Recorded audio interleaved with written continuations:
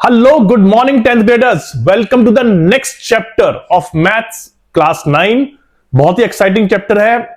इसको हम थोड़ा पढ़ चुके हैं, समझ चुके हैं पार्ट्स में, और 9th में भी आपको इसका अच्छा एक्सपोजर हो गया है। लेकिन आइए देखते हैं क्वाड्रेटिक इक्वेशन जो कि नेक्स्ट चैप्टर है वो नेक्स्ट लेवल पे क्या सिखा रहा है। लेकिन फिर भी क्योंकि आपका ये चैप्टर न्यू इंट्रोड्यूस हो रहा है, इससे पहले हमने linear equation with two variable पढ़ा था, अब हम ऐसे पॉलिनोमियल्स पढ़ेंगे जिनकी डिग्री ऑफ पॉलिनोमियल 2 है। तो कुछ बेसिक्स से स्टार्ट करेंगे और बेसिक्स से स्टार्ट करके समझाएंगे कि एक्चुअली में ये क्वाड्रेटिक इक्वेशन है क्या, इनको लिखा कैसे जाता है, और इस चैप्टर में हम ये भी समझेंगे क्वाड्रेटिक इक्वेशन को सॉल्व कैसे किया जाता है with the help of factorisation, with the help of formula, और बहुत ही एक्साइटिंग चीज आने वाली है। तो आइए देखते हैं quadratic equations chapter 4 of maths class 10। सबसे पहले हम देखते हैं क्वाड्रेटिक इक्वेशन होती क्या है। क्वाड्रेटिक इक्वेशन एक ऐसा पॉलिनोमियल है, क्वाड्रेटिक इक्वेशन एक ऐसा पॉलिनोमियल है जिसका की डिग्री ऑफ पॉलिनोमियल 2 है। यानी कि जिस इक्वेशन के अंदर आपको हाईएस्ट डिग्री, यानी कि हाईएस्ट जो टर्म है, बिगेस्ट टर्म है, उसका डिग्री 2 दिखाई दे, वो आपका क्वाड्रेटिक इक्वेशन कहलाएगी। अभी आपको अगर लग रहा है कि ये क्या बोल दिया मैंने, तो इट्स ओके, कोई बात नहीं। मैं आपको एग्जांपल देता हूं। X square plus 2x plus 1। आप देखिए इस इक्वेशन के अंदर जो बिगेस्ट टर्म का डिग्री है, यानी कि एक्स स्क्वायर का जो डिग्री है वो है 2। तो जिस इक्वेशन के अंदर हाईएस्ट डिग्री 2 होती है वो कहलाता है क्वाड्रेटिक इक्वेशन। मान लीजिए आपकी इक्वेशन है एक्स स्क्वायर, ये भी एक क्वाड्रेटिक इक्वेशन है, भले इसके अंदर आपको एक्स और कांस्टेंट ना दिख रहे हो, लेकिन क्योंकि हाईएस्ट डिग्री इसके अंदर 2 है तो ये एक क्वाड्रेटिक इक्वेशन है। एक्स स्क्वायर माइनस 1, ये भी क्वाड्रेटिक इक्वेशन है। लेकिन x cube plus x square plus 1 ये एक क्वाड्रेटिक इक्वेशन नहीं है। क्यों? क्योंकि इसके अंदर हाईएस्ट डिग्री हो गई है 3, तो ये क्यूबिक इक्वेशन हो जाती है। तो समराइज करता हूं, वो पर्टिकुलर पॉलिनोमियल जिसके अंदर हाईएस्ट डिग्री 2 हो वो कहलाता है क्वाड्रेटिक इक्वेशन। नॉर्मली हम क्वाड्रेटिक इक्वेशन को इस फॉर्म में लिखते हैं,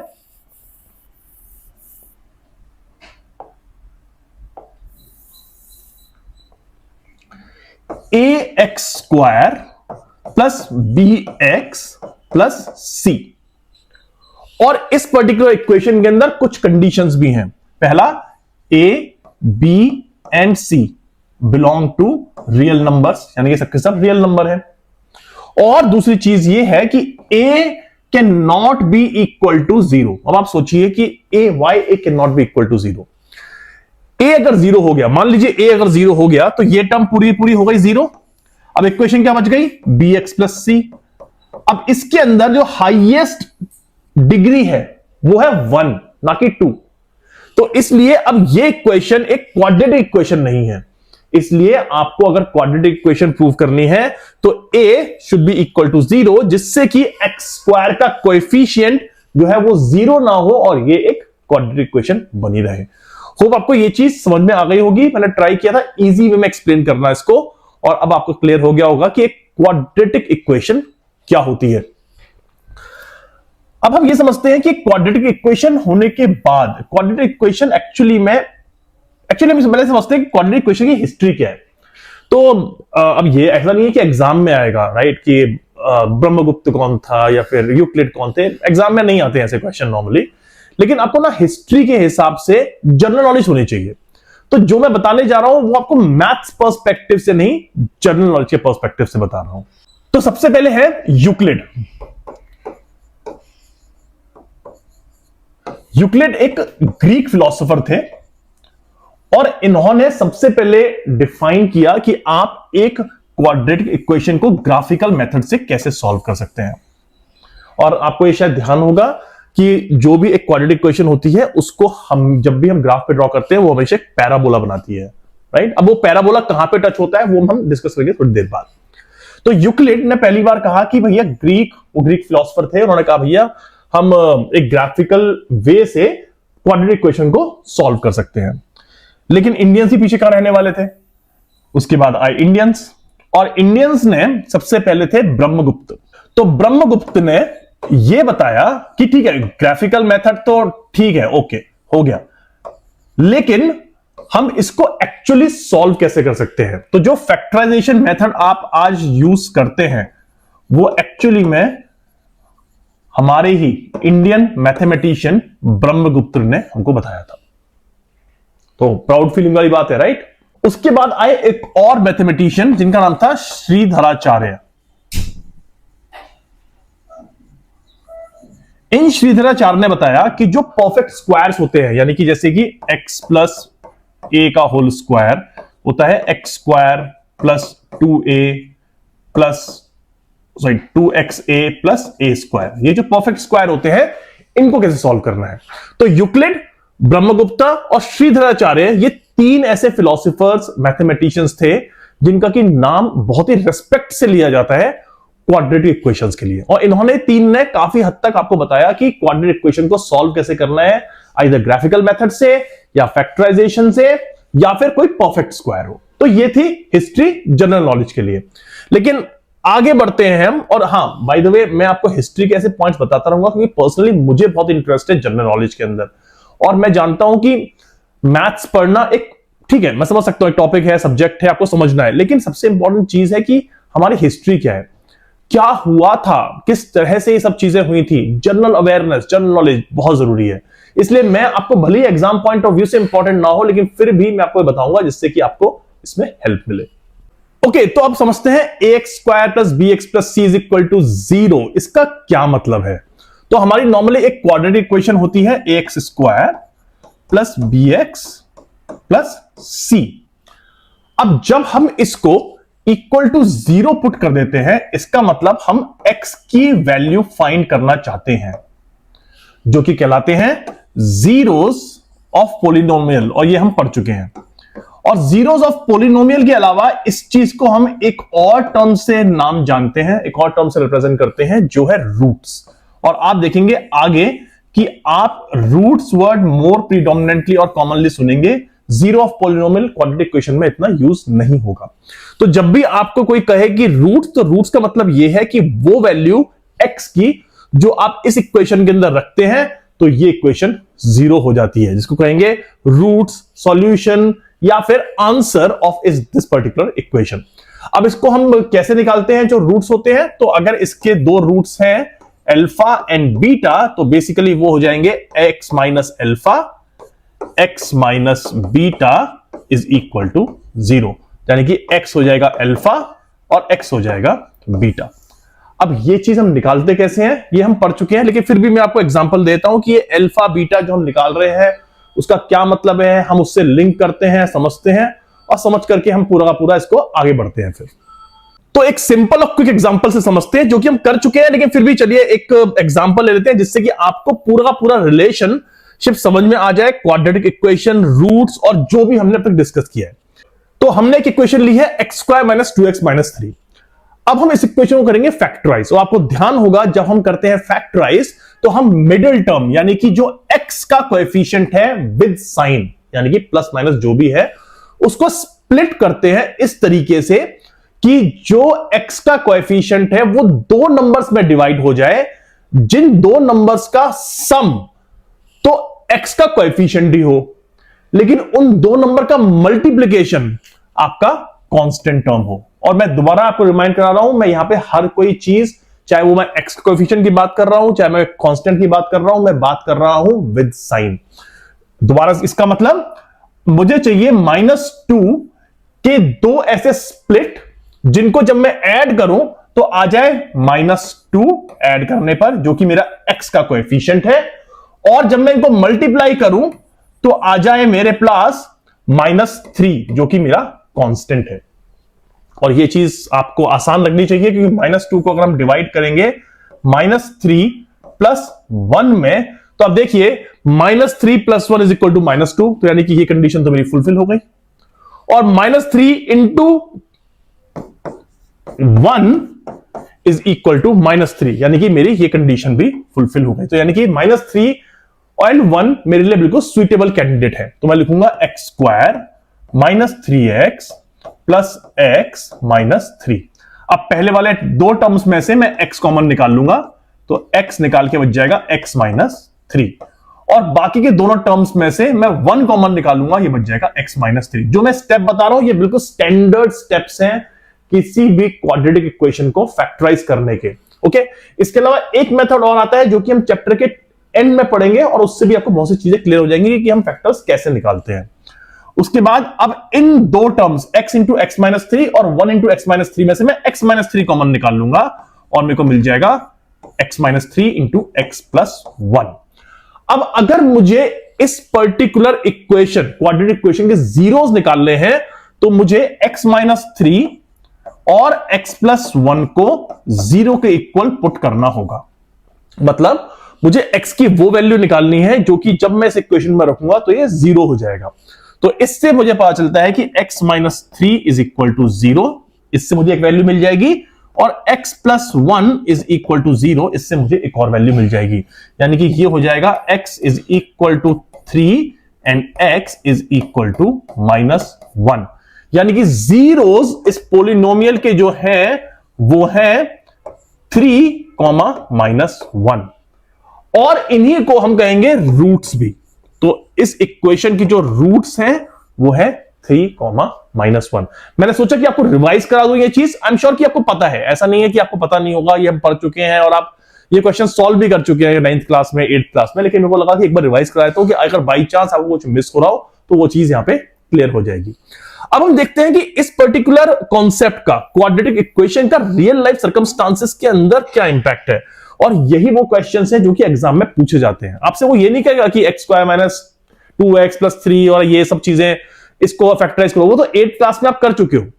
अब वो आपसे पूछेगा इसके प्रैक्टिकल इंप्लीकेशन, और प्रैक्टिकल इंप्लीकेशन में जो आपकी बुक का एक एग्जाम्पल है वो मैं यहां पे लेता हूं। उसने कहा है कि हमारे पास एक रेक्टेंगुलर गार्डन है, उसमें एक साइड की लेंथ, या फिर मैं इसको मान लेता हूं लेंथ जो है इसकी, उसने कहा एक साइड मतलब लेंथ जो है उसकी वो विड्थ की 2 टाइम्स प्लस 1 है, 2 टाइम्स ऑफ विड्थ प्लस 1।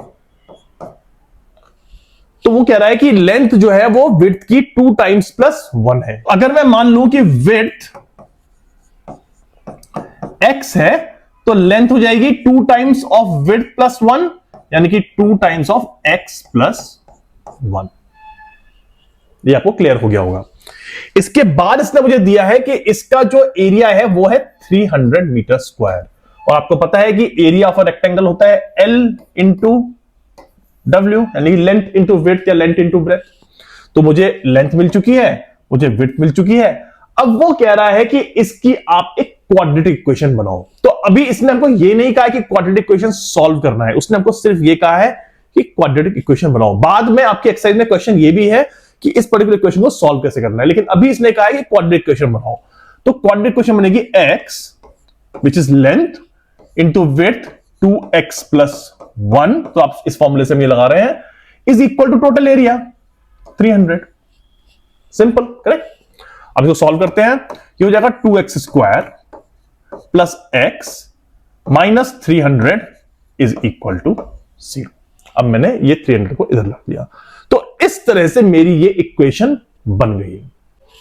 अब अगर मुझे इसको सॉल्व भी करना है, एक्चुअली सॉल्व भी कर देता हूं क्योंकि मुझे पता है ये क्वेश्चन आगे आने वाला है, तो मैं इसको सॉल्व कर देता हूं। यहां पर मैं यहां पे लेता हूं x जिसका कोएफिशिएंट है 1, तो मुझे 1 ऐसे दो नंबर्स में डिवाइड करना है जिनको कि मैं ऐड करूं तो आंसर आए 300 और मल्टीप्लाई बाय a का कोएफिशिएंट। ये बात ध्यान रखनी की है, जब भी आपके पास x स्क्वायर का कोएफिशिएंट होगा तो आपको वो भी कांस्टेंट मल्टीप्लाई करना होगा। मुझे चाहिए दो ऐसे नंबर जिनका कि सम तो आए 1 और जिनका मल्टीप्लीकेशन आए -300 इंटू 2 यानी कि -600। और ये मैं जब करूंगा तो मुझे पता चलेगा कि 25 प्लस -24, तो इसका आंसर आएगा 1। और जब मैं करूंगा 25 मल्टीप्लाइड बाय -24 तो उसका आंसर आएगा -600, यानी कि 25 और -24 ऐसे दो नंबर्स हैं जो कि इसके अंदर सुइटेबली फिट हो जाएंगे और मुझे इससे इनका कोएफिशिएंट मिल जाएगा। अगर आप सोच रहे होंगे ना कि 24, 25 कितनी बार मैं ट्राई करूंगा, आपको मैं एक आगे तरीका बताऊंगा, डिस्क्रिमिनेंट मेथड, जिससे कि आपको ये हिट एंड ट्रायल करने की जरूरत नहीं पड़ेगी, सीधे आप वो वैल्यू फॉर्मूले में रखो, आपको सीधे फैक्टर्स मिल जाएंगे। ओके, देखिए अभी आपको मैंने एक्सप्लेन नहीं किया, इसलिए मैं हिट एंड ट्रायल से बता रहा हूं। तो यानी कि हो जाएगा 2x square plus 25x minus 24x minus 300 is equal to 0। और इसको यहां पे इक्वल टू नहीं इंप्लाइज दैट लिखते हैं। जब भी बीच में इक्वल टू होना, आप यहां पे इक्वल टू नहीं लिखोगे, यहां इंप्लाइज दैट लिखोगे हमेशा। तो इसका मतलब ये हो जाएगा, x कॉमन निकालेंगे, बचेगा 2x प्लस 25, और यहां पे निकालेंगे माइनस 12 कॉमन, तो बच जाएगा 2x प्लस 25, और ये हो जाएगा x माइनस 12 और x 2x प्लस 25। अब क्योंकि ये 0 के इक्वल है, तो आप जब x माइनस 12 इक्वल टू 0 रखोगे तो आपको मिलेगा x इज इक्वल टू 12, और आप जब 2x plus 25 is equal to 0 रखोगे तो आपको मिलेगा माइनस 25/2। अब देखो, लेंथ माइनस 25/2 तो हो नहीं सकती, ऑब्वियसली लेंथ तो नेगेटिव में नहीं होगी, तो लेंथ x जो है वो कुछ 12 जैसे ही होगा, लेंथ तो 12 होगी। तो यानी कि यहां पर लेंथ जो है वो है, सॉरी विड्थ जो है वो है 12, और जो लेंथ है वो है 12 2 24 प्लस 1 25। तो यानी कि इसकी लेंथ हो गई 25 और विड्थ हो गई 12। ध्यान रखना, ये क्वेश्चन उसने आगे पूछा है आपसे एक्सरसाइज में अनसॉल्व में, तो मैंने यही सॉल्व कर दिया है जिससे कि आपको ये चीज समझ में आ जाएगी। और हम थोड़ा सा इसमें आगे बढ़ रहे हैं, लेकिन ठीक है, इट्स ओके, कोई दिक्कत नहीं है, सही है, आपको समझ में आ रहा है, इसलिए हम आपको यहां पे आगे बढ़ते जाते हैं और यहां पे हम सॉल्व भी करते जाएंगे।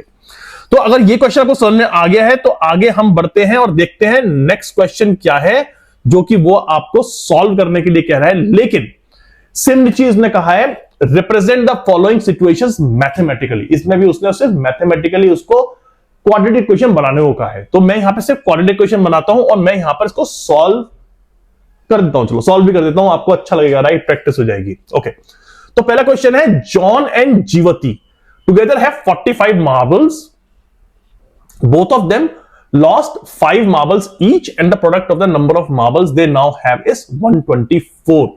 We would like to find out how many marbles they had to start with. Actually इसने क्वेश्चन में पूछ लिया है, they would like to know, पर ऊपर जो मेन क्वेश्चन है, represent the following situation mathematically, इसमें इसने नहीं पूछा है, तो यहां पे उसने पूछा है तो हम तो सॉल्व भी कर देते हैं। ठीक है, तो ये क्वेश्चन बेसिकली बनता है, जॉन एंड जीवती हैव 45 मार्बल्स। मान लो जॉन के पास जो मार्बल्स थे वो थे x, तो जीवती के पास कितने होंगे, जीवती के पास और जॉन के पास टोटल है 45, तो हो जाएगा 45 माइनस x।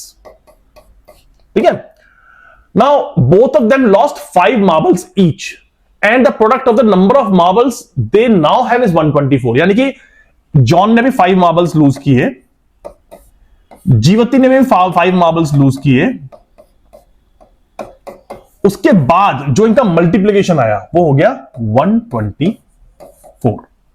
यानी कि इसको हम सिंप्लीफाई करें और तो x minus 5 into 40 minus x is equal to 124। Okay, अब मैं इस इक्वेशन को नेक्स्ट स्लाइड पे सॉल्व करता हूं। x minus 5 into 40 minus x is equal to 124। इसको लिखता हूं 40x से क्रॉस मल्टीप्लाई कर रहा हूं, minus x square minus 200 plus 5x is equal to 124। बाकी सब चीजें इधर ले जाता हूं मैं, तो ये हो जाएगा एंड साइड में, तो ये हो जाएगा एक्स स्क्वायर माइनस 45x, और ये इधर जाके हो जाएगा प्लस का 324 इज इक्वल टू 0। अब जब मैं माइनस 45 को डिवाइड करता हूं दो नंबर्स में जिनका कि एडिशन आए माइनस 45 और प्रोडक्ट आए प्लस 324, तो वो होते हैं माइनस 36 और माइनस 9। तो जब मैं इन दो को ऐड करूंगा तो आएगा माइनस 45, और जब मैं इनको मल्टीप्लाई करूंगा तो आएगा 324। एक्चुअली मैंने ये फैक्टर्स करके देखे थे, क्योंकि 324 के फैक्टर्स होते हैं 3 into 3 into 3 into 3 into 2 into 2, और मैंने हिट एंड ट्रायल के थ्रू इन 4 को मल्टीप्लाई किया और इन 2 को मल्टीप्लाई किया, ये आगे 36, ये आगे 9। अब एक्चुअली हिट एंड ट्रायल है, जैसे मैंने आपको बताया कि जो मैं मेथड आगे बताऊंगा डिस्क्रिमिनेंट से, उसमें आपको हिट एंड ट्रायल की जरूरत नहीं पड़ेगी। ओके, तो ये हो जाएगा x square minus 36x minus 9x plus 324 is equal to 0।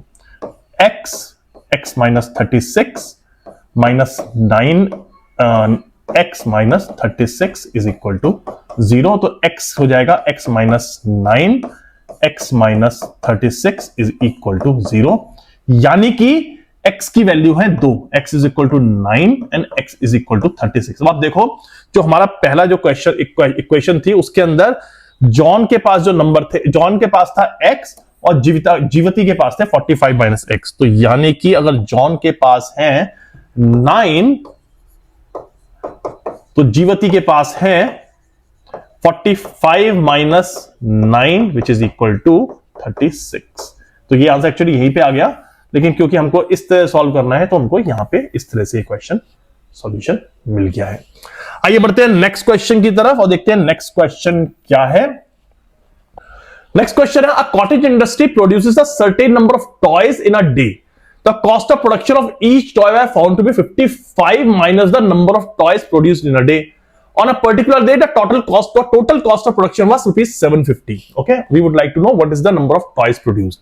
तो वो कह रहा है कि जितने भी toys, the cost of production of each toy was found to be 55 less than the number of toys produced in a day.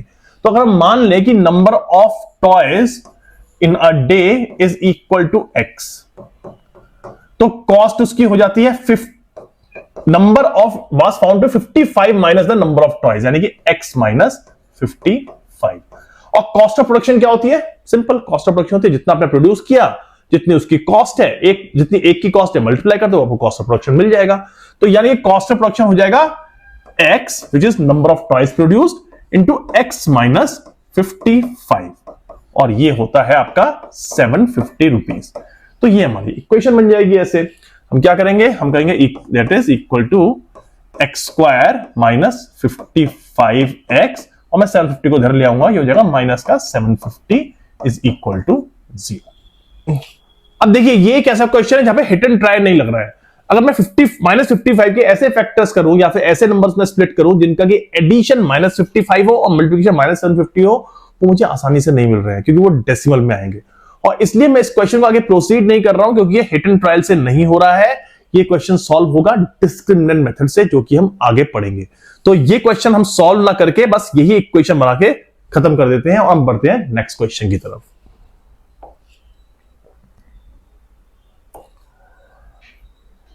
अब जो नेक्स्ट क्वेश्चन है वो बहुत ही सिंपल है। वो सिंपली ये पूछ रहा है आपसे कि बताइए ये क्वाड्रेटिक इक्वेशन है या नहीं।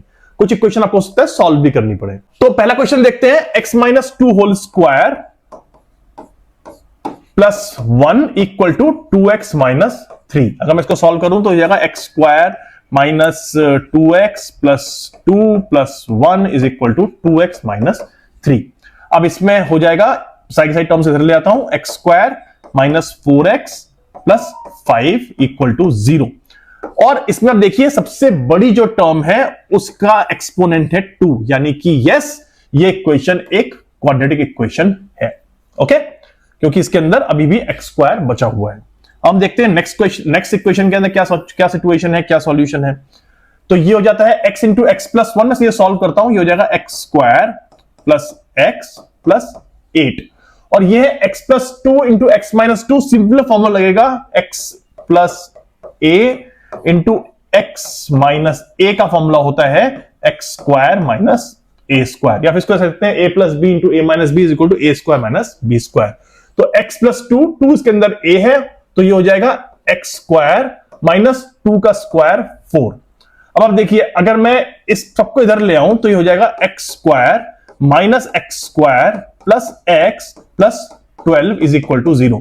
एक्स स्क्वायर से एक्स स्क्वायर कैंसिल, ये बच गया x plus 12 is equal to 0। अब इस इक्वेशन के अंदर आप देखिए कि जो हाईएस्ट टर्म है वो है x और उसका जो एक्सपोनेंट है वो है 1, यानी कि ये पर्टिकुलर इक्वेशन क्वाड्रेटिक इक्वेशन नहीं है। तो यहां पे हम लिखेंगे नो। ओके, तो इस तरह से आपको ये क्वेश्चन सारे सॉल्व करने हैं। आइए बढ़ते हैं नेक्स्ट क्वेश्चन की तरफ और देखते हैं नेक्स्ट क्वेश्चन में वो क्या कर रहा है। सीधे क्वेश्चन का आंसर लिखता हूं, x इंटू 2x हो जाएगा 2x square plus 3x is equal to x square plus 1।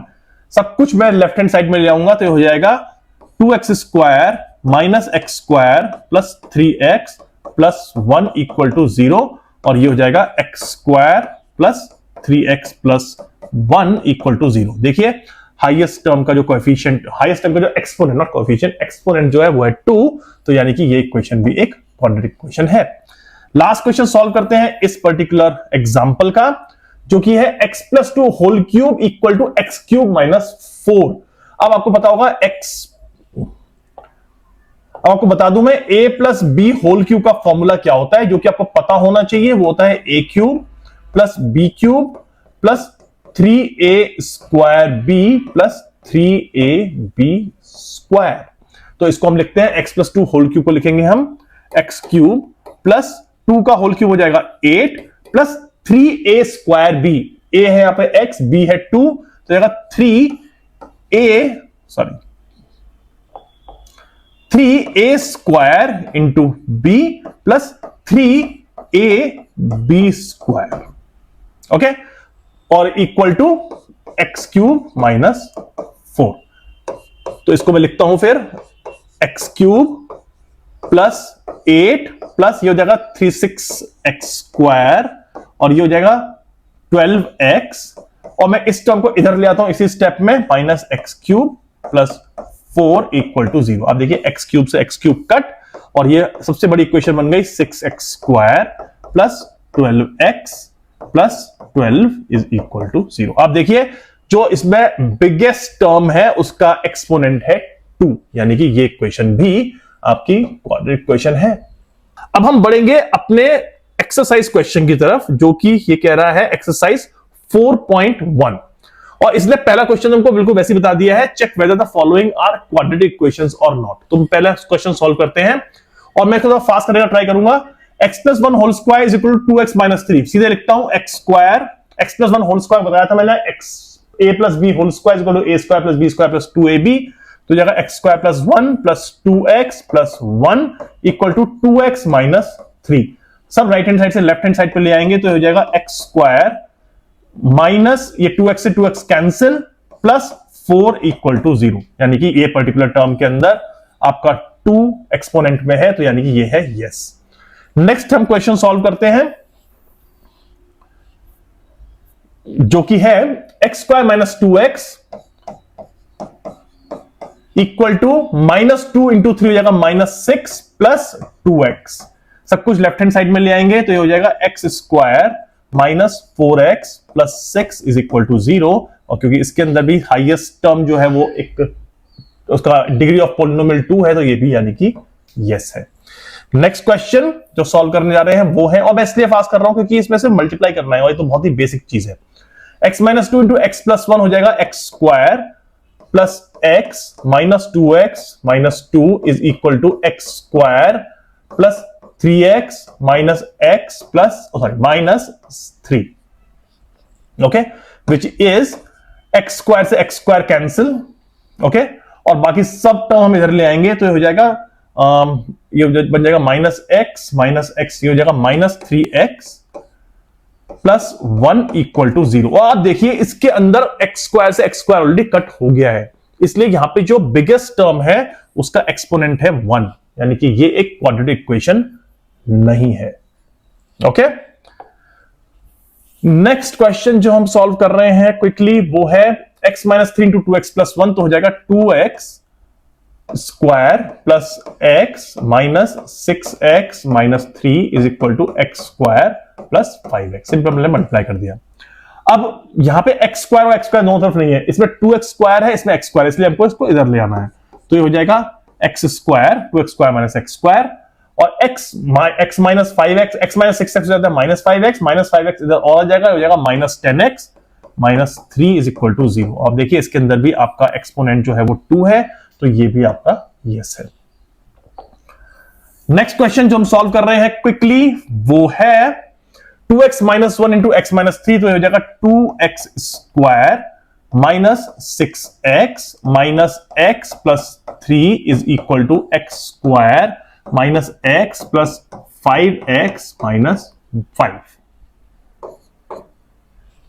That means अब ये भी 2x² और x² है, ले आते हैं तो ये जाएगा x², ये है -7x, और इधर हो जाता है प्लस का 4x, प्लस का 4x इधर आके हो जाएगा, इसके साथ ऐड हो गया -11x, और यहां पे +3 है या -3 है, इधर आके -5 है, इधर आके हो जाएगा प्लस का 8 इज इक्वल टू 0, और यहां पे भी x स्क्वायर है, इसलिए ये भी हो गया यस। आपको समझ में आ गया होगा। आई होप आप मेरे साथ क्वेश्चन सॉल्व कर रहे हैं और आप फास्ट क्वेश्चन सॉल्व कर रहे हैं मुझसे भी। मुझे काफी हैप्पी होगा अगर आप मुझसे फास्ट क्वेश्चन सॉल्व कर पा रहे हैं तो। x square plus 3x plus 1 और x माइनस 2 होल स्क्वायर होता है a square plus b square minus 2ab a minus b whole square का फॉर्मूला। तो इसको लिख दूंगा x square minus 2x plus 4, और यहां देखिए x स्क्वायर से x स्क्वायर कैंसिल, तो ये हो जाएगा 3x हो जाएगा 5x प्लस 2 इधर आ जाएगा माइनस 3 इज इक्वल टू 0। यहां पे अब क्वाड्रेटिक इक्वेशन के लिए x स्क्वायर रहा ही नहीं, तो ये हो गया नो। बढ़ते हैं 7th क्वेश्चन की तरफ।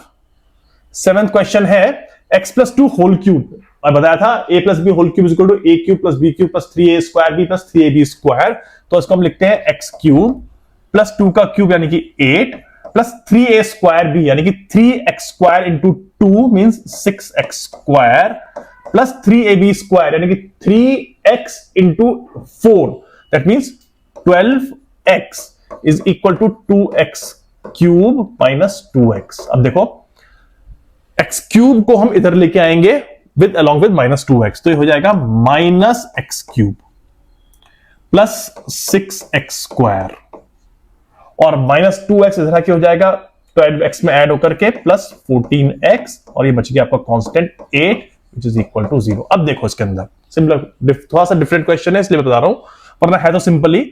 इसमें अब टर्म आ गई है x क्यूब, हाईएस्ट टर्म जो है वो है उसकी एक्सपोनेंट है 3 यानी कि क्यूब, इसलिए ये पर्टिकुलर इक्वेशन आपकी अब क्वाड्रेटिक इक्वेशन ना होकर के क्यूबिक इक्वेशन हो गई है। ओके, तो इस तरह से आपको ये क्वेश्चन भी सॉल्व करना है। नेक्स्ट क्वेश्चन जो आता है वो है x cube minus 4x square minus x plus 1 equal to x, again x minus 2 whole cube होता है x cube minus a cube minus b cube minus 3a square b plus 3ab square, ये होता है formula. तो ये जाएगा x cube minus 8 minus 3 times x square into 2 that means 6x square plus 3ab square यानी कि हो जाएगा 12x। ओके, अब इस x क्यूब से ये x क्यूब कट, अब आप देखो इसको 6x स्क्वायर को इधर ले आओ, माइनस 4x स्क्वायर में ऐड होगा तो हो जाएगा 2x स्क्वायर, 12x को इधर ले आओ, माइनस x में ऐड होगा तो हो जाएगा माइनस 13x, माइनस 8 को इधर ले आओ तो हो जाएगा 1 में ऐड होगा हो जाएगा प्लस 9 इज इक्वल टू 0। अब देखो पहले इक्वेशन थी क्यूब की, लेकिन अब वो क्यूब कैंसिल हो गया और बच गया सिर्फ स्क्वायर, यानी कि ये इक्वेशन जो है करेक्ट है।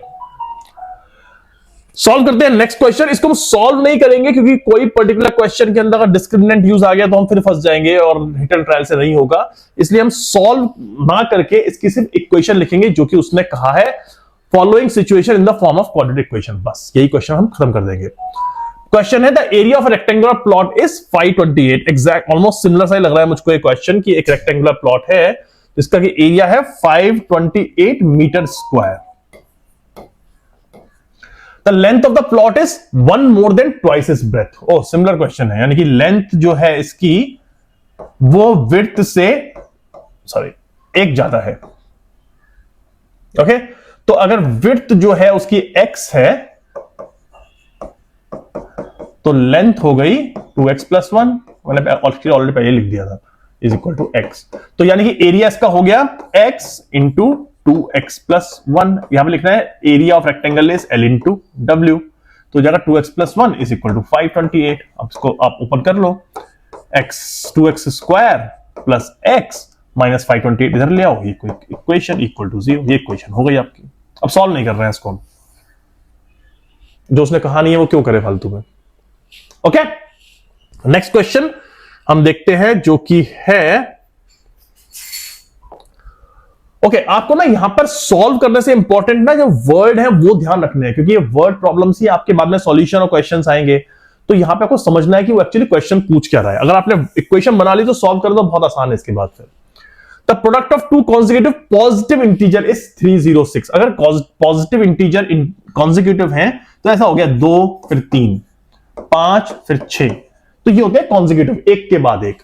इसका मतलब एक नंबर अगर x है तो दूसरा जो कॉन्जिक्यूटिव नंबर उसके बाद होगा वो होगा x plus 1। Assume first number is x, second number consecutive is x plus 1। अब वो कह रहा है इनका जो प्रोडक्ट है वो है 306, तो x into x plus 1 is equal to 306। तो हम इसको सॉल्व कर लेंगे।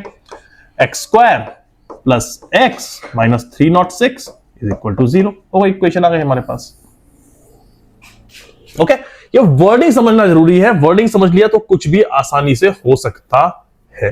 बाय द वे मैं यहां पे थोड़ा सा डेविएट कर रहा हूं। अगर मान लो वो पूछ ले आपसे कि product of two odd consecutive number, यानी कि 3, 5, 7, 9, 13, 15, ये ऑड कॉन्जिक्यूटिव नंबर्स हैं, करेक्ट। या फिर वो आपसे पूछ ले कि सब product of two even consecutive numbers, यानी कि दिस प्लस 4, 6, 10, 12, तो आप क्या करोगे? आप देखो, अगर कोई भी नंबर ऑड है तो बेसिकली कैसे लिखा जाएगा? वो लिखा जाएगा 2x प्लस 1, यानी कि आपने 2x से इंश्योर किया कि वो इवन है और उसमें 1 ऐड कर दिया तो यानी कि वो ऑड हो गया। तो दो कॉन्जिक्यूटिव ऑड नंबर्स जो होंगे वो हमेशा होंगे 2x plus 1 and 2x plus 3, क्योंकि 2x प्लस 2 तो फिर से आपका इवन नंबर हो जाएगा, तो 2x plus 3।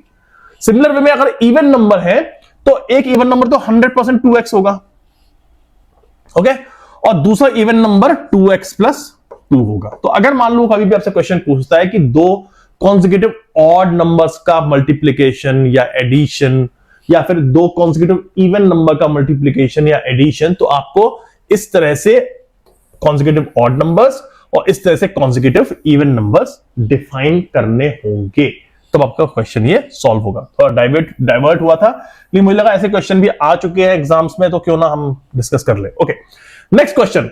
Rohan's mother is 26 year older than him, the product of their age 3 years from now will be 360। Okay, तो अगर रोहन की एज है x, तो उसकी मॉम की एज 26 ईयर ज्यादा है, यानी कि x प्लस 26 हो गया। अब वो कह रहा है कि product of their age is 3 years from now will be 360, यानी कि 3 years फ्रॉम नाउ फ्यूचर में, यानी कि x प्लस 3, ये तो हो गई रोहन की एज आज से 3 साल बाद, और इस मॉम की एज हो गई x प्लस 26 प्लस 3, मॉम की एज हो गई 3 साल बाद, विच इज इक्वल टू 360। तो इसको हम करेंगे x plus 3, x plus 29 is equal to 360, which is the x square plus 29x plus 3x plus 87 is equal to 360। Okay, इसको मैं यहां लिख देता हूं, ये क्वेश्चन हो जाएगा आगे x स्क्वायर प्लस माइनस हम 360 को इधर ले आएंगे तो ये हो जाएगा 273 इज इक्वल टू c। तो इस तरह से हमको ये इक्वेशन भी मिल गई है। और अब हम बढ़ते हैं लास्ट क्वेश्चन की तरफ, जो कि सबसे इंटरेस्टिंग और मुझे बढ़िया क्वेश्चन लगा इस पूरे एक्सरसाइज के अंदर, और ये है train travels a distance of 480 kilometre at a uniform speed. If the speed has been 8 kilometre per hour less, then it would have taken 3 hours more to cover the same distance. We would like to find what is the speed of the train. इससे पहले आप ये question solve करें, आपको एक formula पता होना चाहिए, जो कि फिजिक्स का फॉर्मूला है, आपने पढ़ा भी होगा, time is equal to distance upon speed. ये एक क्रिटिकल फॉर्मूला है, इंपॉर्टेंट फॉर्मूला है, आपको पता होगा, और मैंने ये फॉर्मूला यहां लिखा है क्योंकि इस पर्टिकुलर क्वेश्चन में ये फॉर्मूला यूज होने वाला है। तो मान लो उसकी स्पीड जो है ट्रेन की ओरिजिनली वो थी x किलोमीटर पर आवर। अगर x किलोमीटर पर आवर उसकी स्पीड थी पहले, तो 480 किलोमीटर कवर करने के लिए कितना टाइम लेगी? वो बोलेगी 480 डिवाइड बाय x। फॉर्मूला यहां लिखा हुआ है मैंने। ओके, अब आप जो मैं बोलने जा रहा हूं ना आगे, वो ध्यान समझना, क्योंकि इससे ना आपका कॉन्सेप्ट एक बहुत क्लियर हो जाएगा और ये प्रॉब्लम कभी नहीं आएगी आपको उसके बाद। अब उसके बाद उसने कहा कि उसकी स्पीड जो थी वो 8 किलोमीटर पर आवर की स्पीड से कम हो गई और उसमें 3 घंटे ज्यादा लग रहे हैं, यानी कि 480 से किलोमीटर ट्रेवल करने के लिए अब वो स्पीड है उसकी x माइनस 8, तो उसको 3 घंटे ज्यादा लग रहे हैं। अब आपको करना यह है कि ये टाइम और ये वाला जो टाइम है आपको इक्वेट करना है, यानी कि इक्वेट करने के लिए 480 डिवाइडेड बाय x माइनस 8। अब ऑब्वियसली दोनों टाइम सेम तो है नहीं, क्योंकि जो वो x किलोमीटर पर आर की स्पीड से चलने में टाइम ले रही थी वर्सेस x माइनस 8 किलोमीटर पर आर की स्पीड से चलने में टाइम ले रही है, वो डिफरेंट तो होंगी। अब हमको यही पता है डिफरेंस कितना है, पता है डिफरेंस है 3। लेकिन अब क्वेश्चन ये बनता है कि ये 3 मुझे ऐड किस तरफ करना है, इधर या इधर। और ये कंफ्यूजन नॉर्मली बच्चों को हमेशा होता है और इस चक्कर में वो अपना क्वेश्चन गलत कर देते हैं या सॉल्व नहीं कर पाते। तो मैं ना आपको इसको सॉल्व करने का एक आसान तरीका बताता हूं जो कि बहुत लॉजिकल है। ओके, तो सोचो मेरे साथ, समझो जरा और 5 मिनट के लिए अच्छे से फोकस करना।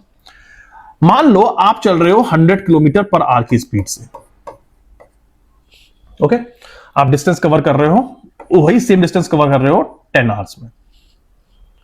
अब आपकी स्पीड कम हो जाती है और स्पीड हो जाती है 90 किलोमीटर पर आवर। अब आप वही डिस्टेंस कवर करते हो 11 आवर्स में। सेम क्वेश्चन है, एक्स से चल रहा था, एक्स माइनस 8 हुआ, सिमिलर टाइप ऑफ सिचुएशन है। तो हुआ क्या, 10 और 11 आपके दो टाइम है। अब अगर आपको 10 को 11 के इक्वल करना है तो क्या करोगे, इधर एक ऐड करोगे तब जाकर के 11 आवर होगा। सेम सिचुएशन आपके इस क्वेश्चन में है। आपका 480 किलोमीटर का डिस्टेंस था, आप एक्स की स्पीड से चल रहे थे और आप वो डिस्टेंस ट्रेवल कर रहे थे कुछ टाइम में। अब वही डिस्टेंस आप x माइनस 8 यानी कि रिड्यूस्ड स्पीड पे अगर आप ट्रेवल करोगे तो ऑब्वियसली ज्यादा टाइम लोगे। तो अगर इन दो इक्वेशन लेफ्ट हैंड साइड और राइट हैंड साइड को इक्वेट करना है तो आपको कम टाइम में ऐड करना पड़ेगा टाइम, जिससे कि ये दोनों इक्वल हो जाए। और ये आपको एग्जांपल दिख रहा है यहां पर, पहले था 10 आवर्स, अब हो गया 11 आवर्स। 10 आवर्स में मैं 1 ऐड करूंगा तो ही 11 आवर्स होगा। 11 आवर में एक और आर ऐड कर दिया तो वो 12 हो जाएगा। 10 और 12 कभी इक्वल होंगे ही नहीं। तो मुझे बेसिकली अगर इन दो इक्वेशन को left hand side right hand side equal करना है तो मुझे कम वाले में टाइम ऐड करना पड़ेगा।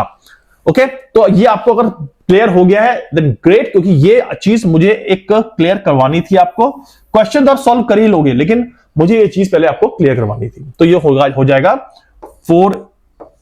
ये हो जाएगा plus 3x plus 480 divided by x is equal to 480 by x minus 8। मैं क्रॉस मल्टीप्लाई कर देता हूं, उसको नेक्स्ट शिफ्ट लिख लेता हूं। 3x plus 480 into x minus 8 is equal to 480 into x. आप देखो दोबारा से मैंने जो किया है, मैंने बेसिकली सिर्फ क्रॉस मल्टीप्लाई किया है। 3x प्लस 480 को x माइनस 8 से मल्टीप्लाई किया और 480 को x से मल्टीप्लाई कर दिया है। तो ये मेरा इक्वेशन आ जाएगी ऐसे सॉल्व करने पर 3x square minus 24x plus 480x minus 0 64 6 4 6 32 6 38 is equal to 480x। अब देखो 480x से 480x कैंसिल और इक्वेशन मेरी बन गई 3x square minus 24x plus 3840 equal to 0। अब देखो इसमें 3 कॉमन है, मैं 3 कॉमन निकाल सकता हूं, तो ये हो जाएगा x स्क्वायर 3 कॉमन निकालने पर minus 8x plus 1280 is equal to 0। तो इक्वेशन हो जाती है x square minus 8x plus 1280 equal to 0। और ये मेरी इक्वेशन मुझे सॉल्व करनी होगी अगर मुझे स्पीड निकालनी है तो इस तरह से हम इस पर्टिकुलर चैप्टर का एक्सरसाइज 4.1 कंप्लीट करते हैं। और इस पर्टिकुलर इक्वेशन में आपको सिर्फ इस पर्टिकुलर पार्ट में आपको सिर्फ ये बताया गया था कि आपको आइडेंटिफाई कैसे करना है कोई क्वाड्रेटिक इक्वेशन है या नहीं, और आपको वर्ड प्रॉब्लम से क्वाड्रेटिक इक्वेशन बनानी सिखाएगा बस। इसमें उसने सॉल्व करने का तरीका नहीं बताया है। सॉल्व करने का तरीका जो कि फैक्टराइजेशन है वो आपके नेक्स्ट पार्ट में है, और जो लास्ट पार्ट थर्ड पार्ट है उसमें डिटर्मिनेंट मेथड से आपके फैक्टर्स निकालना बताया है, जो कि डिफिकल्ट होते हैं, हिट एंड ट्रायल से नहीं निकलते हैं, उसको हम डिटर्मिनेंट मेथड से निकालते हैं। यानी कि एग्जांपल नंबर 3 और ये सॉल्व क्वेश्चन है। ओके, तो मैं इसको कराता हूं और इसके बाद जो अनसॉल्व क्वेश्चन होंगे वो भी हम करते जाएंगे। तो find the roots of the equation 2x square minus 5x। मुझे रियलाइज हुआ लास्ट चैप्टर के अंदर या फिर जब मैं लास्ट एक्सरसाइज कर रहा था कि शायद ये काफी छोटा लिखा हुआ है, इसलिए आपको दिखाई शायद ना दे। इसलिए अब मैंने डिसाइड किया कि जो भी क्वेश्चन लिखा होगा जो भी आपका स्टेटमेंट लिखा होगा या फिर जो भी इक्वेशन होगी उसको मैं एक बार दोबारा लिख दूंगा जिससे कि आपको कोई डाउट ना हो और क्लियरली विजिबल हो जाए। तो पहली इक्वेशन है 2x square minus 5x plus 3 is equal to 0। इसके हमको फैक्टर्स निकालने हैं और रूट्स निकालने हैं। मैं आपको एक बात क्लैरिफाई कर देता हूं, शायद हो सकता है आपको डाउट हो कि फैक्टर्स और रूट्स में क्या डिफरेंस है, कि फैक्टर्स और रूट्स इनमें क्या डिफरेंस होता है। तो जब आप इस पर्टिकुलर इक्वेशन या फिर ax square plus bx plus c equal to 0 के फैक्टर्स निकालते हैं तो उसके फैक्टर्स होते हैं x minus alpha, x minus beta. Factor मतलब वो होता है कि जो इस पर्टिकुलर इक्वेशन को डिवाइड कर दे और रिमाइंडर आए 0। तो यानी कि x माइनस एल्फा इसका एक फैक्टर है, x माइनस बीटा इसका एक फैक्टर है। लेकिन जब आप इन फैक्टर्स को इंडिविजुअली इक्वल टू 0 कर देते हैं तो आपको मिलती है x की वैल्यू, जो कि है x is equal to alpha and x is equal to beta. ये दोनों के दोनों इसके रूट्स हैं। तो रूट्स का मतलब ये है कि अगर आप रूट्स को उस इक्वेशन के अंदर रख देंगे तो आपको वैल्यू मिलेगी 0। तो आपको ये चीज समझ में आ गई होगी फैक्टर्स और रूट्स में क्या डिफरेंस है। हो सकता है कि मैं कई बार फैक्टर्स और रूट्स को इंटरचेंजेबली यूज कर लूं क्योंकि मुझे इन दोनों का कॉन्सेप्ट ऑलमोस्ट सेम लगता है, लेकिन एक्चुअली में फैक्टर्स और रूट्स का डिफरेंस ये है कि फैक्टर उस पर्टिकुलर इक्वेशन को पूरी तरह से डिवाइड कर देगा विद रिमाइंडर 0, जबकि रूट्स अगर आप उस इक्वेशन के अंदर उसकी वैल्यू रखेंगे, यानी कि x is equal to alpha इसके अंदर रखेंगे, तो यानी कि ये पर्टिकुलर इक्वेशन पूरी की पूरी 0 हो जाएगी। तो होप आपको रूट्स और फैक्टर्स के बारे में क्लैरिटी हो गई होगी। अब हम सॉल्व करते हैं नेक्स्ट क्वेश्चन।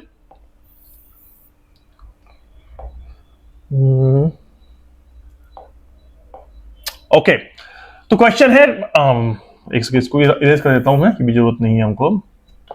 तो द क्वेश्चन है 2x square minus 5x plus 3, और मैंने आपको बताया था कि आपको डिवाइड करना है x का कोएफिशिएंट जो कि यहां पर है -5, इस तरह से कि आपको दो नंबर मिले कि उनका एडिशन तो -5 आ जाए, जबकि उनका मल्टीप्लीकेशन आए x स्क्वायर का कोएफिशिएंट इनटू कांस्टेंट कोएफिशिएंट। यानी कि -5 को हमको डिवाइड करना है इस तरह से, और ये हो जाएगा -3 प्लस -2, क्योंकि जो इनको मल्टीप्लाई करेंगे तो आंसर आएगा 3 into 2 which is equal to -3 into -2 is equal to 6, और ये 3 दूनी 6, यानी कि यहां पे हो रहा है। तो यानी कि -3 और -2।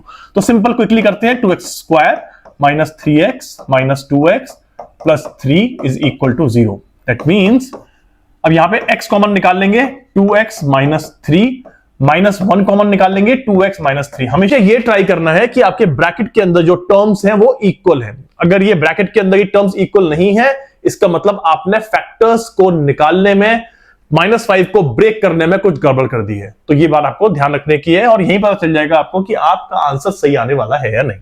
अब इसमें से आप 2x माइनस 3 यानी कि जो भी टर्म ब्रैकेट के अंदर है वो कॉमन निकाल सकते हैं, और ये हो जाएगा 2x माइनस 3, और बाकी बच गया x माइनस 1 इक्वल टू 0। तो 2x माइनस 3 और x माइनस 1 इस पर्टिकुलर इक्वेशन के फैक्टर्स हैं। लेकिन अगर मुझे निकालने हैं रूट्स तो मैं करूंगा 2x minus 3 equal to 0 and x minus 1 equal to 0, यानी कि x is equal to 3/2 and x is equal to 1। ये हो गए मेरे दोनों के दोनों रूट्स, और ये आपको बात क्लियर हो गई होगी। नेक्स्ट क्वेश्चन की तरफ बढ़ते हैं। नेक्स्ट क्वेश्चन है क्वेश्चन नंबर 4, जो भी सिंपल ही है, find the roots of the quadratic equation 6x square minus x minus 2। तो इक्वेशन है 6x square minus x minus 2। इसको वाले क्वेश्चन को मैं थोड़ा सा नीचे कर देता हूं, जिससे कि हम बाद में जब करेंगे तो उसको ले लेंगे। तो 6x square minus x minus 2 में x का कोएफिशिएंट है -1। अब -1 को हमको इस तरह से स्प्लिट करना है कि उसका प्रोडक्ट आ जाए 6 इंटू -2, यानी कि -12। तो सिंपल है, -4 plus 3 is equal to -1 and -4 into 3 is equal to -2, तो यानी कि -4 एंड 3।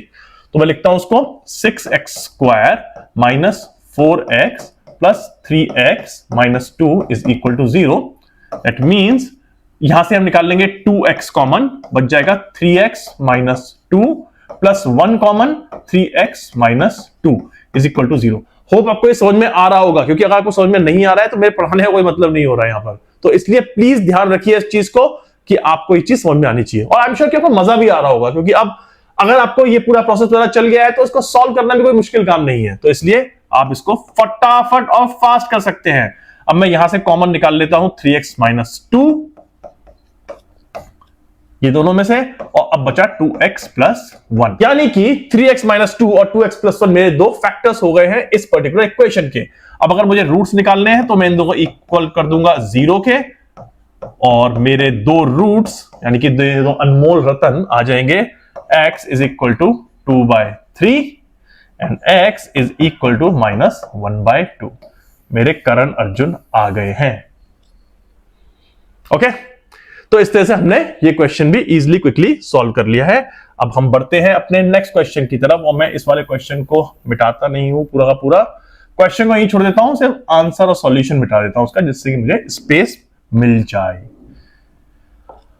ओके, इसको मैं इधर मूव कर रहा हूं, मैं लेके आ रहा हूं नेक्स्ट क्वेश्चन बहुत तेजी के साथ। और क्वेश्चन है 3x स्क्वायर। ये वो क्वेश्चन है जिसको देखकर ज्यादातर बच्चों के होश उड़ जाते हैं। -2 under root 6x plus 2 is equal to 0। जैसे बच्चों को देखता है, हाँ अंडर रूट 6 इरेशनल टर्म, मर गए, ये तो मैं नहीं सॉल्व कर पाऊंगा, और बच्चे वहीं पे क्वेश्चन छोड़ के आ जाते हैं।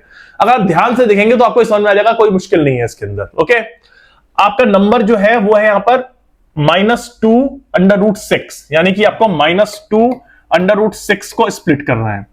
कैसे कि उसका प्रोडक्ट आए 3 इंटू 2 यानी कि 6। अब आप देखो, तो मैं इसको सिंपली लिख सकता हूं -√6 प्लस -√6, क्योंकि जब इसको ऐड करेंगे तो ये हो जाएगा -2√6 आ गया यही। और अगर हम इसको मल्टीप्लाई करेंगे दोनों को तो -√6 मल्टीप्लाइड बाय -√6, ये हो जाएगा माइनस माइनस प्लस √6 का whole square which is equal to 6 आ गया 3 to 6। तो सिंपल है, बस सोचना है, ऐसा कुछ नहीं है कि डिफिकल्टी है, कुछ भी आसान है सब क्वेश्चन, बस सोचना है। तो यानी कि हम इसको लिख देंगे 3x square minus √6x minus √6x plus 2 is equal to 0। अब 3 क्या है? 3 है √3 इंटू √3, √6 क्या है? √3 इंटू √2। यानी कि अगर मैं 3 में से √3x कॉमन निकाल लूं तो यहां बच जाएगा √3x माइनस √2। ठीक है, समझ में आया होगा। अब यहां है √6 में बताया था आपको √3 इंटू √2, 2 क्या है? √2 इंटू √2। तो यानी कि अगर इसमें से मैं माइनस √2 कॉमन निकाल लूं तो ये हो जाएगा √3x minus √2 which is equal to 0। समझ में आया होगा आपको। तो अब अगर मैं ये √3x माइनस 2 और √3x माइनस 2 को कॉमन निकाल लूं तो हो जाएगा √3x माइनस 2 और बच गया अंदर √3x माइनस √2। और ये क्या आ गया? ये तो √3x माइनस 2 का होल स्क्वायर हो गया, √3x माइनस √2 का होल स्क्वायर, क्योंकि ये फॉर्मूला बन गया है a माइनस बी का whole square is equal to a square plus b square minus 2ab, जहां पे ये a है √3x और b है √2। तो इससे हमारा ये क्वेश्चन भी सॉल्व हो गया। लेकिन आप फैक्टराइज करो, ये तो मैंने आपको बताया जस्ट कि ऑब्जर्वेशन के लिए, कि दिख रहा था मुझको इसलिए। ओके, अब हम करते हैं नेक्स्ट क्वेश्चन सॉल्व, जो कि है आपकी एक्सरसाइज का 6th question. Find the dimensions of the prayer hall discussed in section 4.1। और मैं आपको याद दिला दूं कि जो सेक्शन 4.1 के अंदर प्रेयर हॉल दिया हुआ था वो क्वेश्चन था ये वाला, जिसके अंदर की 300 मीटर स्क्वायर का एक हॉल था और उसमें जो लेंथ थी वो 2 टाइम्स ऑफ विड्थ प्लस 1 थी, और विड्थ उसकी x हो गई तो लेंथ हो गई 2x प्लस 1, और हमने सिंपली क्या किया x into 2x plus 1 is equal to 300, और उससे हमने लेंथ निकाली 25 और डेप्थ निकाली 12। तो इस तरह से हमारा ये क्वेश्चन भी सॉल्व हो गया था, जो हमने पहले ही कर लिया था। मैंने आपको ध्यान में कहा था उस वक्त कि ये क्वेश्चन आगे आएगा, इसलिए अभी सॉल्व कर लेते हैं, और ये हमने तभी सॉल्व किया था और उससे हमारा ये आंसर भी आ गया था। तो इस तरह से हमने अपने सारे के सारे सॉल्व क्वेश्चन कर लिए हैं, जो कि आपकी एक्सरसाइज 4.2 के थे। अब हम बढ़ते हैं अनसॉल्व क्वेश्चन पर, और वही हमारा चैलेंज होता है ये देखने के लिए कि कॉन्सेप्ट हमको समझ में आया है या नहीं। तो ये हमारे क्वेश्चंस हैं। तो पहले हम स्टार्ट करते हैं फर्स्ट क्वेश्चन से, जो है find the roots of the following quadratic equation by factorisation. तो पहला क्वेश्चन जो है इसके अंदर वो है x square minus 3x minus 10 is equal to 0। तो यानी कि अगर मुझे 3x दिख रहा है और मुझे माइनस 10 दिख रहा है तो मुझे समझ में आ रहा है इसका फैक्टर अब तो मुझे आसानी से निकल जाता है, आपको भी निकल जाना चाहिए। ये हो जाएगा -5 + 2 यानी कि -10 हो जाएगा। तो मैं इसी फैक्टर को लिख देता हूं और ये फैक्टर हो जाता है मेरा x square minus 5x plus 2x minus 10 is equal to 0। x common निकाला, x माइनस 5 प्लस 2 कॉमन निकाला, x minus 5 is equal to 0। Answer आया x plus 2 x minus 5 is equal to 0, जो दो फैक्टर्स है, ध्यान रखना ये दोनों फैक्टर्स हैं। अब रूट निकालने हैं तो x is equal to -2, x plus 2 equal to 0 रख दिया and x is equal to 5। ये आ गया मेरे दोनों के दोनों अनमोल रतन रूट्स। हो गया सॉल्व। नेक्स्ट क्वेश्चन,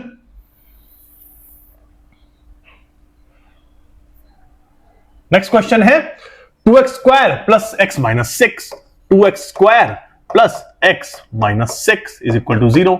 अब मुझे देखना है कि ऐसा नंबर जो कि 1 को मैं स्प्लिट करूंगा क्योंकि x का कोएफिशिएंट है +1, जिसका कि एडिशन आए +1 और मल्टीप्लिकेशन आए -6 into 2 यानी कि -12। तो यानी कि सिंपल नंबर दिखता है मुझे +4 -3। ओके, मैं इसको कर देता हूं 2x square plus 4x minus 3x minus 6 equal to 0। तो ये हो जाएगा 2x कॉमन निकाला, 2x x plus 2 minus 3 common निकाला, x प्लस 2 इक्वल टू 0। तो यानी कि ये फैक्टर्स हो गए 2x माइनस 3 और दूसरा फैक्टर हो गया x प्लस 2। अब अगर मुझे रूट्स निकालने हैं तो x is equal to 3/2 and x is equal to -2। Next question जो हम करने जा रहे हैं वो है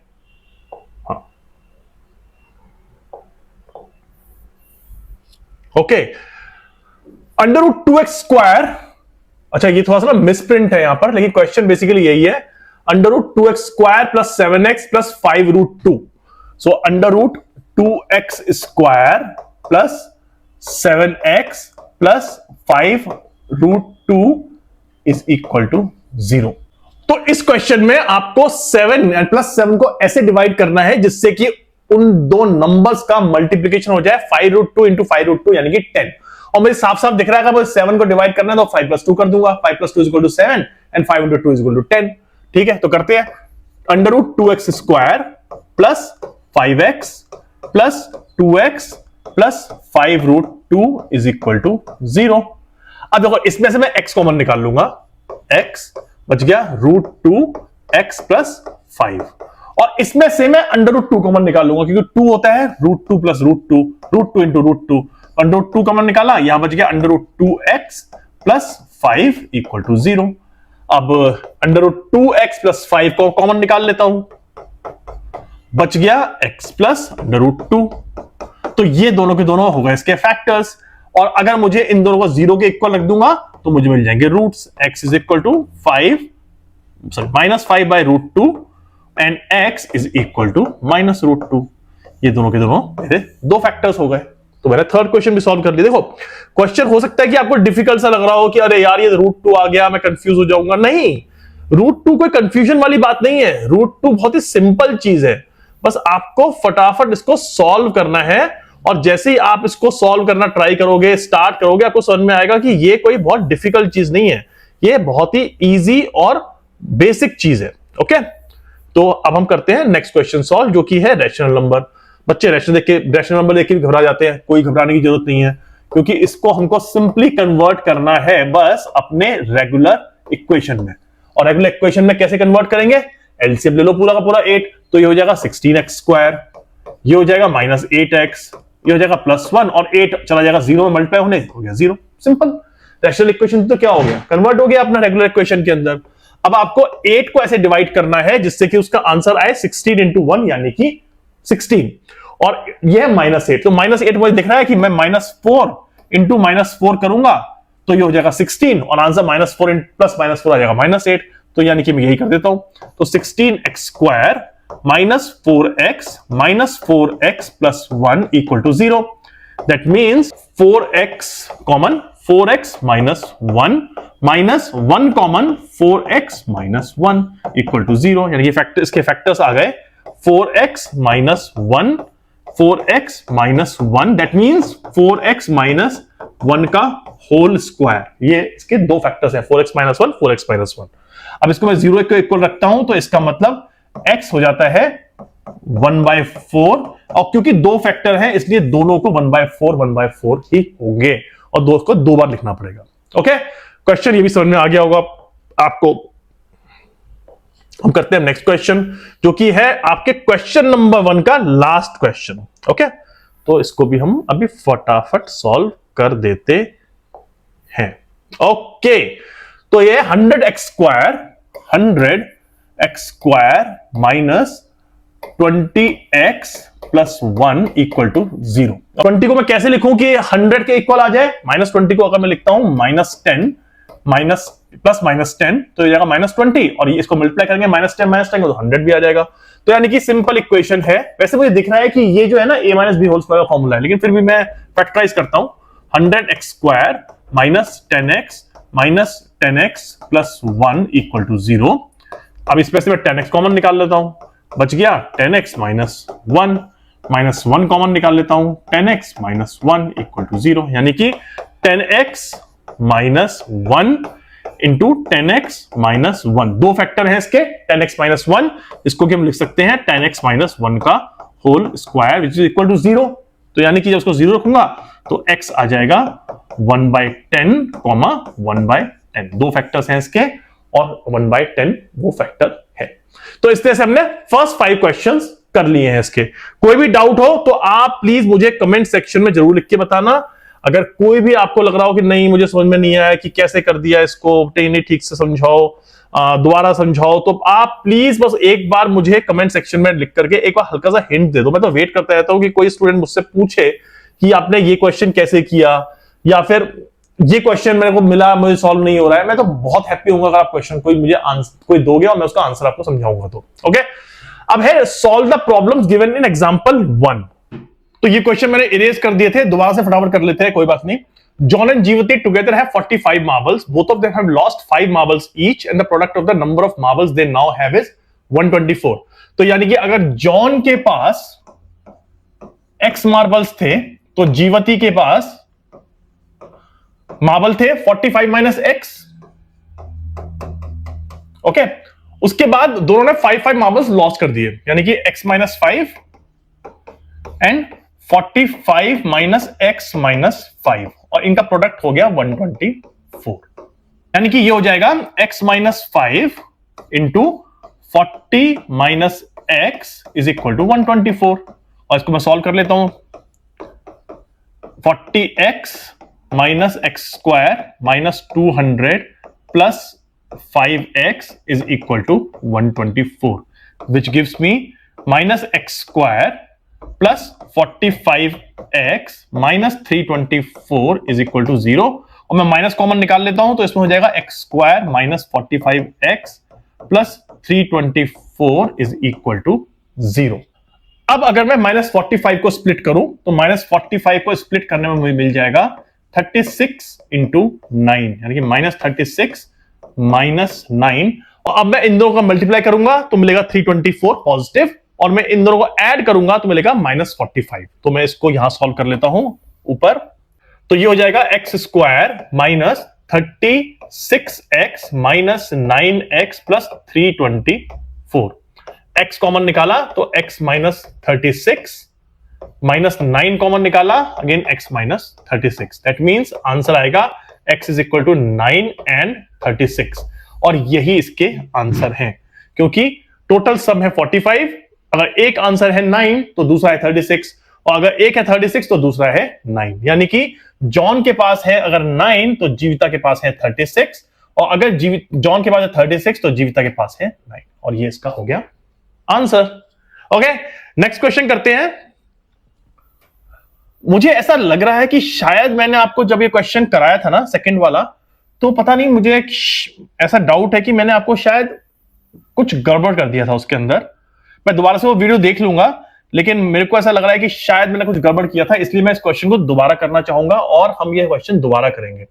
बाय द वे टाइम की थोड़ी कमी होगी आज, तो इसके बाद हम एक क्वेश्चन और लेंगे, बाकी 3 क्वेश्चन बचेंगे वो हम लेंगे नेक्स्ट सेशन में, और उस नेक्स्ट सेशन में उन 3 क्वेश्चन के साथ हम पढ़ेंगे डिटर्मिनेंट्स भी। ओके, अब क्वेश्चन है, a cottage industry produces a certain number of toys in a day. The cost of production of each toy was found to be 55 minus the number of toys. शायद मैं last time x minus 55 कर दिया था, जबकि यहां पे करना है 55 minus x.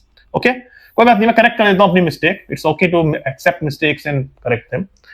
ओके, तो ये हो गया, यानी कि जो नंबर ऑफ टॉयज प्रोड्यूस हो रहे हैं वो है x. ओके, और कॉस्ट जो है of production per toy is 55 minus x. अब वो कहता है on a particular day the total cost of production was 750, यानी कि x इंटू 55 माइनस एक्स जब हम करेंगे, टॉय इंटू टॉय को बनाने की कॉस्ट को मल्टीप्लाई किया तो आता है 750. अब वो पूछ रहा है कि कितने टॉय बने थे, तो सिंपली इसको मल्टीप्लाई कर लेते हैं. 55x minus x square is equal to 750. हम सब कुछ उधर ले जाते हैं जिससे कि एक्स स्क्वायर हमारा पॉजिटिव हो जाए, तो ये हो जाएगा x square minus 55x plus 750 is equal to 0.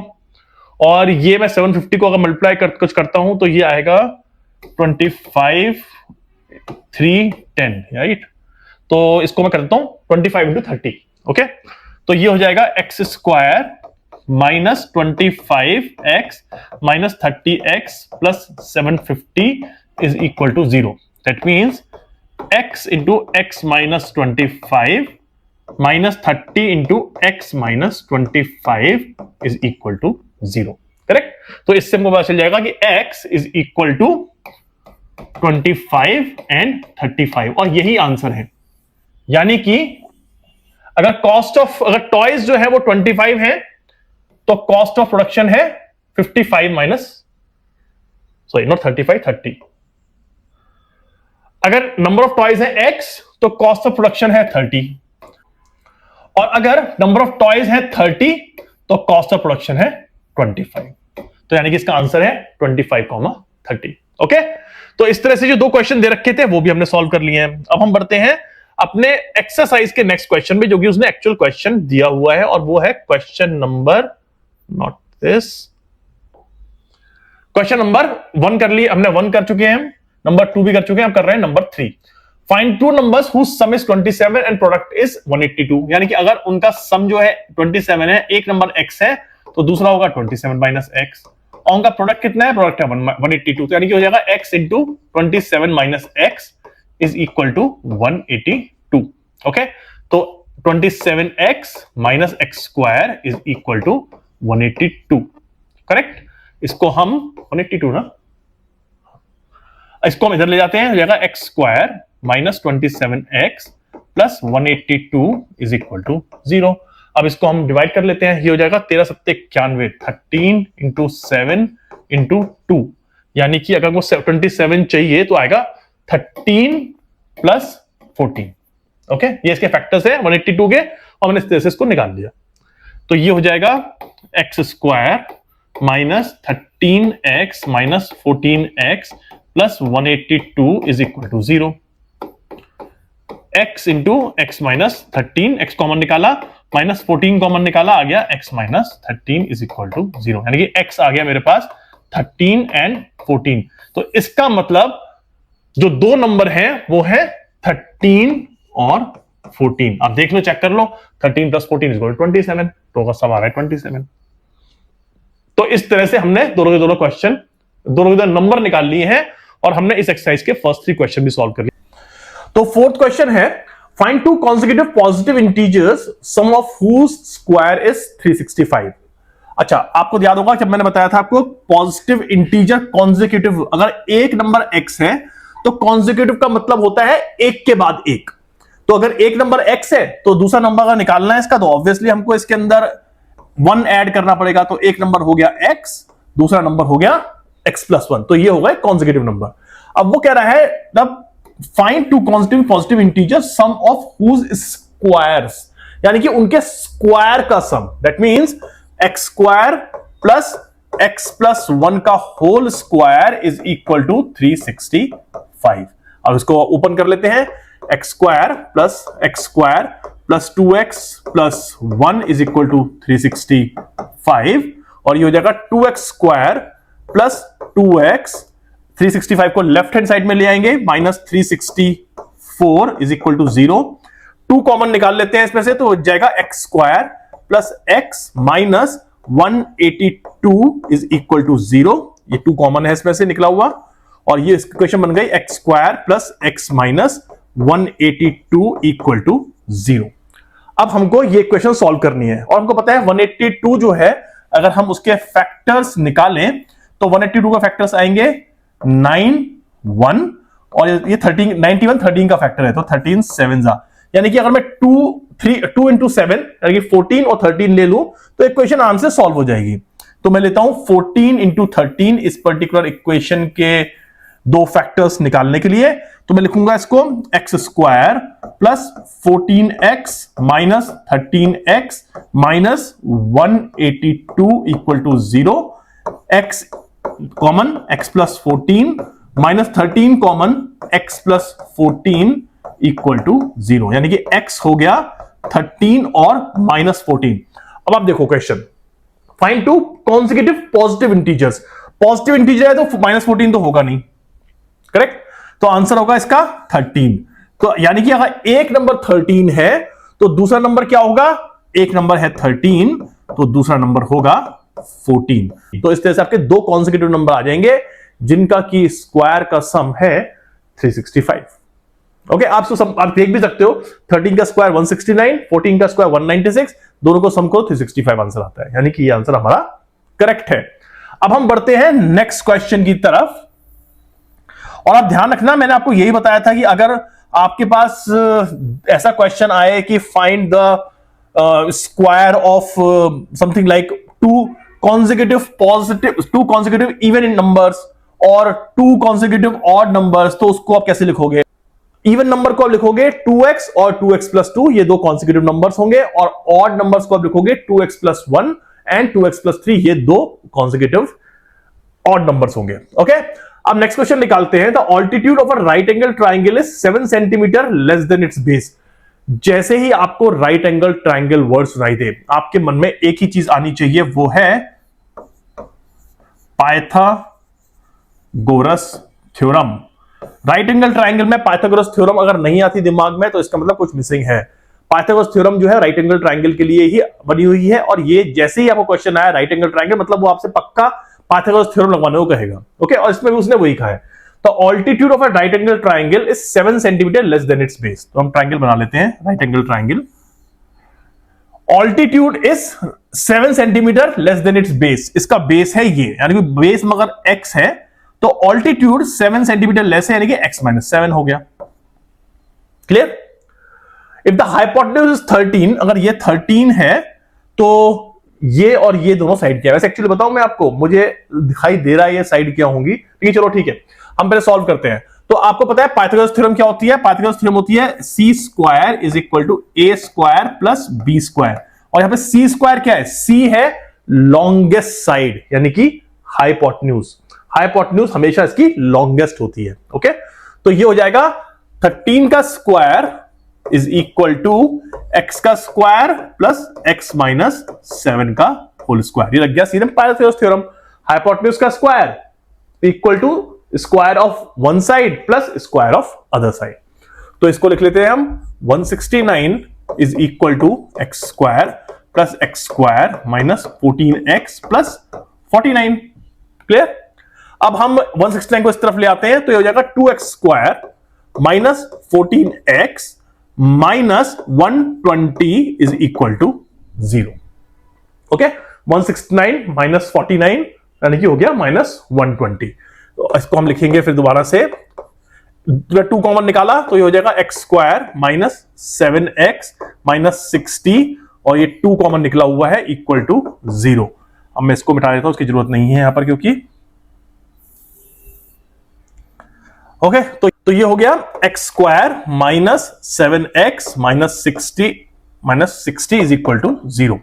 अब 60 के फैक्टर्स हो सकते हैं, आपको पता है 60 के फैक्टर क्या होंगे, अगर हम निकालूंगा तो 60 के फैक्टर हो जाएंगे 230, 2 15 5 3, यानी कि हो गया 3 दूनी 6 दूनी 12 और 12 माइनस 5, यानी कि 12 माइनस 5 माइनस 12 प्लस 5 अगर मैं करूंगा तो आंसर आ जाएगा -7, और -12 इंटू 5 करूंगा तो आंसर आ जाएगा -60, यानी कि -12 प्लस 6 का 5 कर सकता हूं उसको मैं, तो हो जाएगा x square minus 12x plus 5x minus 60 equal to 0, यानी कि हो गया x common x minus 12 plus 5 common x minus 12 equal to 0। तो अब इसमें से x माइनस 12 कॉमन निकाल लेंगे तो आंसर आ जाएगा x minus 12 x plus 5 equal to 0। Okay, अब आप देखो इसके अंदर है क्या कि आपकी एक साइड आ रही है x इक्वल टू 12 और दूसरी आ रही है -5। अब देखो -5 तो साइड हो नहीं सकती, तो यानी कि -5 हो गया कैंसिल, और अगर उसकी एक साइड x है यानी कि 12 है, तो दूसरी साइड जो हमने ली थी वो ली थी हमने x माइनस 7, यानी कि x माइनस 7 जो साइड है वो हो गई 5, तो आंसर इसका हो गया 12 और 5। अब ध्यान रखना हमेशा ये कि पाइथागोरस थ्योरम के अंदर कुछ कॉम्बिनेशंस होते हैं। ओके, कुछ कॉम्बिनेशंस क्या होते हैं, जैसे कि होता है 13 5 एंड 12, 5 का स्क्वायर प्लस 12 का स्क्वायर इज इक्वल टू 13 का स्क्वायर। ओके, एक होता है 5 3 4, इसमें 5 है हाइपोटेन्यूज और साइड्स है 3 और 4, 3 का स्क्वायर 9, 4 का स्क्वायर 16 25।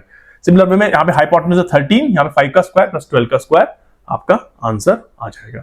ओके, तो हमने 5th क्वेश्चन भी कर लिया। ये बस एक साइड कॉन्वर्सेशन थी जिससे कि आपको पाइथागोरस थ्योरम के बारे में थोड़ी अंडरस्टैंडिंग, मगर इस क्वेश्चन से इसका कोई रिलेशन नहीं है। तो हम करते हैं नेक्स्ट क्वेश्चन।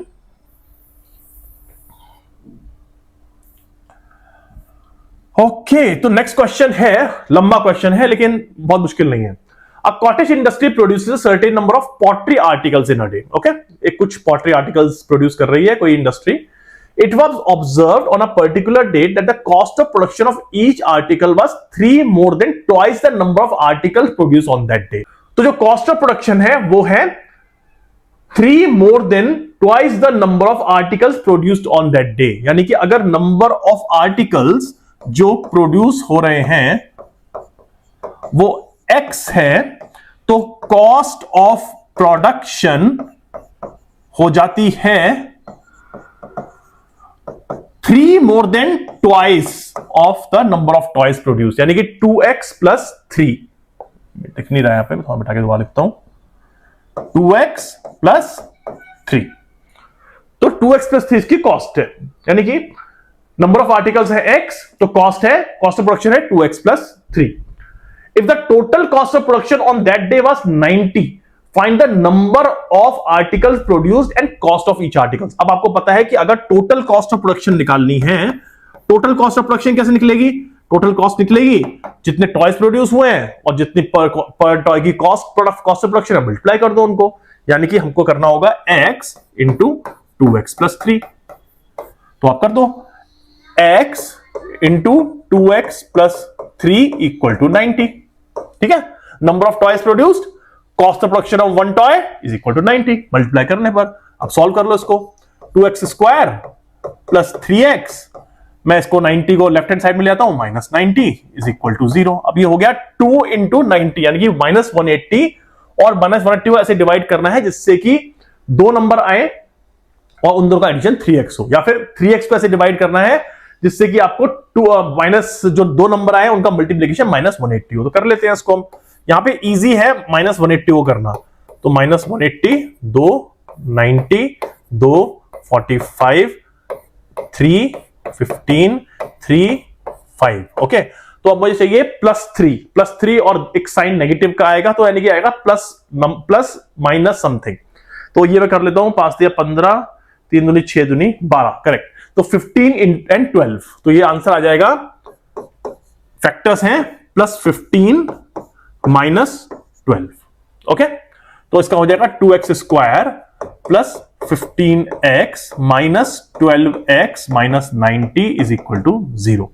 अब इसकी मुझे कोई जरूरत नहीं है इन सब की, मैं हटा देता हूं उसको, तो ये हो गया x common 2x plus 15 minus 6 common 2x plus 15 equal to 0, यानी कि x आ गया 6। अब देखो इससे 2x प्लस 15 से x माइनस 15/2 भी आ रहा है, जो कि पॉसिबल ही नहीं है, क्योंकि नंबर ऑफ टॉयज जो है तो नेगेटिव में नहीं हो सकते, दूसरा फ्रैक्शन में नहीं हो सकते।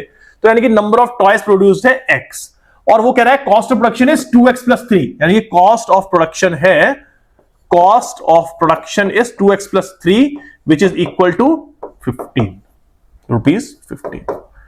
तो टॉयज है 6, नंबर ऑफ टॉयज प्रोड्यूस हुए 6, cost of production of per toy is 15, और आप देख लो इनका 15 6 से 90, आंसर 90 आ रहा है मल्टीप्लिकेशन इनका। तो इस तरह से हमने इस पर्टिकुलर एक्सरसाइज के सारे क्वेश्चन कर लिए हैं। लेकिन आपको फिर भी अगर किसी क्वेश्चन में डाउट है तो प्लीज मेरे कमेंट सेक्शन में बताना। अगर कोई भी डाउट है, कोई भी क्लैरिफिकेशन चाहिए, तो मैं उसको सॉल्व करने का, हेल्प करने का ट्राई करूंगा। अब इस पर्टिकुलर क्वेश्चन और एक्सरसाइज को सॉल्व करने के बाद हम चलते हैं नेक्स्ट एक्सरसाइज पर। अब हम जो पढ़ने जा रहे हैं वो है नेक्स्ट मेथड रूट्स निकालने का, जिसको हम कहते हैं डिस्क्रिमिनेंट। कई बार मैं ना इसको बोल देता हूं डिटर्मिनेंट, एक्चुअली डिटर्मिनेंट कुछ और होता है, शायद मैं उसको गलती से बोल देता हूं डिटर्मिनेंट, पर एक्चुअली इसका मतलब है डिस्क्रिमिनेंट। तो अगर मैं कभी गलती से डिटर्मिनेंट बोल भी दूं इस पर्टिकुलर इक्वेशन, इस पर्टिकुलर चैप्टर में जहां पे हम क्वाड्रेटिक इक्वेशन पढ़ रहे हैं, तो आप प्लीज उसका मतलब समझना कि मैं डिस्क्रिमिनेंट की बात कर रहा हूं, डिटर्मिनेंट मेरे मुंह से गलती से निकल गया है। ओके, अब हम देखते हैं कि डिस्क्रिमिनेंट का मतलब क्या है और डिस्क्रिमिनेंट हेल्पफुल क्यों है। ठीक है, पहले एग्जांपल लेते हैं। तो मैंने इक्वेशन आपको दिखाई होगी, x square plus 3x plus 2 equal to 0। अब इस इक्वेशन में अगर आपको x की वैल्यू निकालनी है, या फिर इस स्क्वायर, इस पर्टिकुलर क्वाड्रेटिक इक्वेशन के फैक्टर्स निकालने हैं, x के रूट्स निकालने हैं, तो आप क्या करोगे, आप x का कोएफिशिएंट लोगे, इसको दो पार्ट में डिवाइड करोगे इस तरह से कि वो दो पार्ट जो है उनको जब ऐड करो तो वापस +3 आ जाए, और जब उन दोनों को मल्टीप्लाई करो तो आपका 2 आ जाए, जो कि एक्स स्क्वायर और कांस्टेंट के जो कोएफिशिएंट्स हैं उनका मल्टीप्लिकेशन है। ठीक है, तो यानी कि वो आता है, मेरे को दिख रहा है सिंपल, आसान से इक्वेशन ली है इसलिए मैंने, वो आता है 2 + 1, तो मैं लिख दूंगा x square plus 2x plus x plus 2 equal to 0। मैं सॉल्व नहीं कर रहा हूं, लेकिन आपको सॉल्व कर सकते हैं आराम से। लेकिन ये तो बहुत ही इजी इक्वेशन थी, राइट। अब अगर कोई ऐसी इक्वेशन आ जाए जहां पे कि आपके रूट्स जो है डेसिमल में आ रहे हैं, आपके रूट्स जो है फ्रैक्शंस में आ रहे हैं, तो आपके लिए बड़ी प्रॉब्लम हो जाएगी, और आप कहोगे भैया मुझसे नहीं हो पा रहा है, मैं तो जा रहा हूं एग्जाम छोड़ करके, क्योंकि वो आपको टाइम ही इतना ले लेंगे कि आप हिट एंड ट्रायल लगा ही नहीं पाओगे उसके अंदर। तो इस प्रॉब्लम को सॉल्व करने के लिए एक मेथड इजाद किया गया, डिस्कवर किया गया, इन्वेंट किया गया, और वो था डिस्क्रिमिनेंट मेथड। और जो फिलोसोफर्स जिन्होंने कि ये डिस्क्रिमिनेंट मेथड डिस्कवर किया था, उन्होंने कहा कि ठीक है, हम समझ सकते हैं कि ये हिट एंड ट्रायल मेथड बहुत डिफिकल्ट है, इसलिए हम सॉल्व करने के लिए एक फॉर्मूला देते हैं, और उस फॉर्मूले से पहले तो आपको पता चलेगा फर्स्ट कि उस पर्टिकुलर इक्वेशन के रूट्स एग्जिस्ट करते हैं या नहीं। पहली चीज तो ये, ओके। अभी तक आपने कोई ऐसा एग्जांपल नहीं देखा है जिसमें कि उसके रूट्स एग्जिस्ट ना करते हो, पर यहां पर आपको वो चीज इंट्रोड्यूस की जाएगी। दूसरी चीज, अगर रूट्स एग्जिस्ट करते हैं तो व्हाट आर दोज रूट्स, दूसरी चीज ये हो जाती है। ओके, अब पहली चीज, रूट्स एग्जिस्ट करते हैं नहीं, क्योंकि आपने अभी तक देखा ही नहीं है, इसलिए आपको पता नहीं है। मैं आपको ना एक चीज समझाता हूं, जरा मुझे ध्यान से सुनना। एक पर्टिकुलर आपकी जो क्वाड्रेटिक इक्वेशन होती है वो हमेशा एक पैराबोलिक शेप में होती है। ठीक है, ये पैराबोला होता है जिसमें कि आपका यू टाइप शेप हो सकती है। अब ये यू उल्टा भी हो सकता है, सीधा भी हो सकता है, किसी भी डायरेक्शन में हो सकता है। लेकिन अगर ये यू है भी, ये इसको हम पैराबोला कहते हैं, ये है भी, तो ये तीन तरीके से बन सकता है with respect to x axis. पहला, एक्स एक्सिस को 2 पॉइंट पे कट करें। दूसरा, एक्स एक्सिस को सिर्फ एक ही पॉइंट पे टच करे बस। और तीसरा, एक्स एक्सिस को टच ही ना करे, हवा में उड़ता रहे ऊपर। करेक्ट, पहला 2 पॉइंट पे टच कर रहा है, दूसरा 1 पॉइंट पे टच कर रहा है, और तीसरा टच ही नहीं कर रहा कहीं पर भी। यह समझ में आ गया होगा आपको। अब अगर 2 पॉइंट पे टच कर रहा है या 1 पॉइंट पे टच कर रहा है एक्स एक्सिस को, इसका मतलब एक्स की वैल्यू तो उसकी कोई ना कोई होगी, क्योंकि अगर टच कर गया है तो यानी कि एक्स की वैल्यू कुछ ना कुछ तो है, तो इसका मतलब इसके रूट जो है वो रियल है, इस केस में भी और इस केस में भी। लेकिन दोनों में डिफरेंस क्या है? दोनों में डिफरेंस ये है क्योंकि यहां पे 2 पॉइंट पे टच कर रहा है, इसलिए एक्स की वैल्यू यहां पर 2 होंगी, अल्फा बीटा। जबकि यहां पर क्योंकि एक ही पॉइंट पे टच कर रहा है, इसलिए एक्स की वैल्यू सिर्फ एक ही होगी, अल्फा। और ये पता है कौन से केसेस हैं? ये वो केसेस हैं जहां देखते हैं कि a - b whole square a plus B whole square, जैसे कि x plus two whole square में x की वैल्यू होगी सिर्फ -2, x माइनस 3 होल स्क्वायर में x की वैल्यू होगी सिर्फ 3। करेक्ट? तो ये वो वाले केसेस हैं। और जो थर्ड केस आपने अभी तक पढ़ा नहीं है, ये वो केसेस हैं जहां पे कि रूट्स हैं अनरियल, क्योंकि यहां पर एक्सेस को टच ही नहीं कर रहा है, तो x की वैल्यू आएगी कहां से? जब उसको पहले अगर टच करना पड़ेगा ना एक्स एक्सिस को, तभी तो हम उसमें x की वैल्यू रख सकते हैं कुछ। लेकिन अगर वो टच ही नहीं कर रहा है एक्स एक्सिस को, तो x की वैल्यू होगी नहीं। तो यहां हम कहते हैं अनरियल रूट्स। करेक्ट? और यहां पे x की वैल्यू कुछ भी नहीं होगी, कोई रूट्स ही नहीं होंगे इसके। हम ये नहीं कहते कि रूट्स नहीं होंगे, हम मैथमेटिक्स की टर्म में कहते हैं अनरियल रूट्स। तो ये आपको तीनों के तीनों अच्छे समझ में आ जाने चाहिए कि क्या रियल रूट्स होते हैं, क्या अनरियल रूट्स होते हैं। तो पहली चीज तो डिस्क्रिमिनेंट से पता चलती है कि उसके रूट्स जो है रियल होंगे अनरियल होंगे। उसके बाद अगर रियल रूट्स हैं, यानी कि ये वाला केस और ये वाला केस है, तो वो रूट्स क्या है वो भी हम डिस्क्रिमिनेंट मेथड से निकालते हैं। लेकिन इतना मैंने बोला डिस्क्रिमिनेंट मेथड, एक्चुअली होता क्या है डिस्क्रिमिनेंट मेथड? आइए देखते हैं डिस्क्रिमिनेंट मेथड है क्या। डिस्क्रिमिनेंट मेथड बेसिकली एक ऐसा मेथड है जिसके अंदर आपको एक फॉर्मूला दिया जाता है, और ये फॉर्मूला क्या होता है? ये फॉर्मूला होता है बी स्क्वायर माइनस 4ac।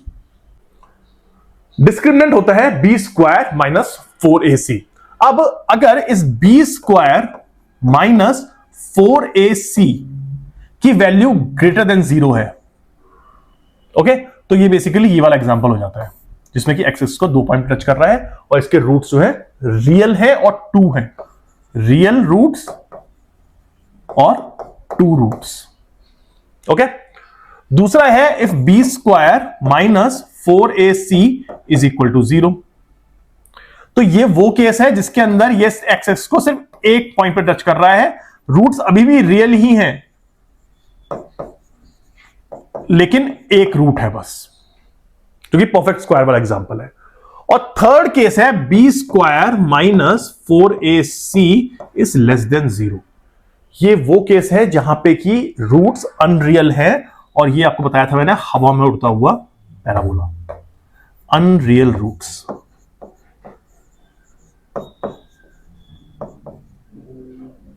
ठीक है, इसके रूट्स एग्जिस्ट नहीं करते हैं। लेकिन आप सोच रहे हो कि मैं कहां से लेके आ गया ये बी स्क्वायर माइनस 4ac एकदम से? पहले तो आप याद रखो, ये बी स्क्वायर माइनस 4ac जो है आपकी जो क्वाड्रेटिक इक्वेशन है उसके हिसाब से है x square plus B x plus c equal to 0, जहां पे कि b जो है वो आपका x का कोएफिशिएंट है, a जो है वो आपका x स्क्वायर का कोएफिशिएंट है, और c जो है वो आपका कांस्टेंट है। करेक्ट? तो यहां से आपका बी स्क्वायर माइनस 4ac आया। लेकिन ये बी स्क्वायर माइनस 4ac पहले डिराइव कैसे हुआ, आया कैसे? तो आइए उसको हम पहले डिराइव करते हैं, पहले ये हम देखते हैं कि आया कैसे। इंटरेस्टिंग है, बहुत ही इंटरेस्टिंग है ये चीज, और आपको मेरे साथ 5 मिनट रुकना है बस, और आपको समझ में आ जाएगा कि हमने कैसे निकाला बी स्क्वायर माइनस 4ac, और आपके रूट्स क्या होते हैं वो भी हम इस इक्वेशन में निकालेंगे। ओके, तो पहले आप देखते हैं कि आपकी इक्वेशन है ax square plus bx plus c equal to 0।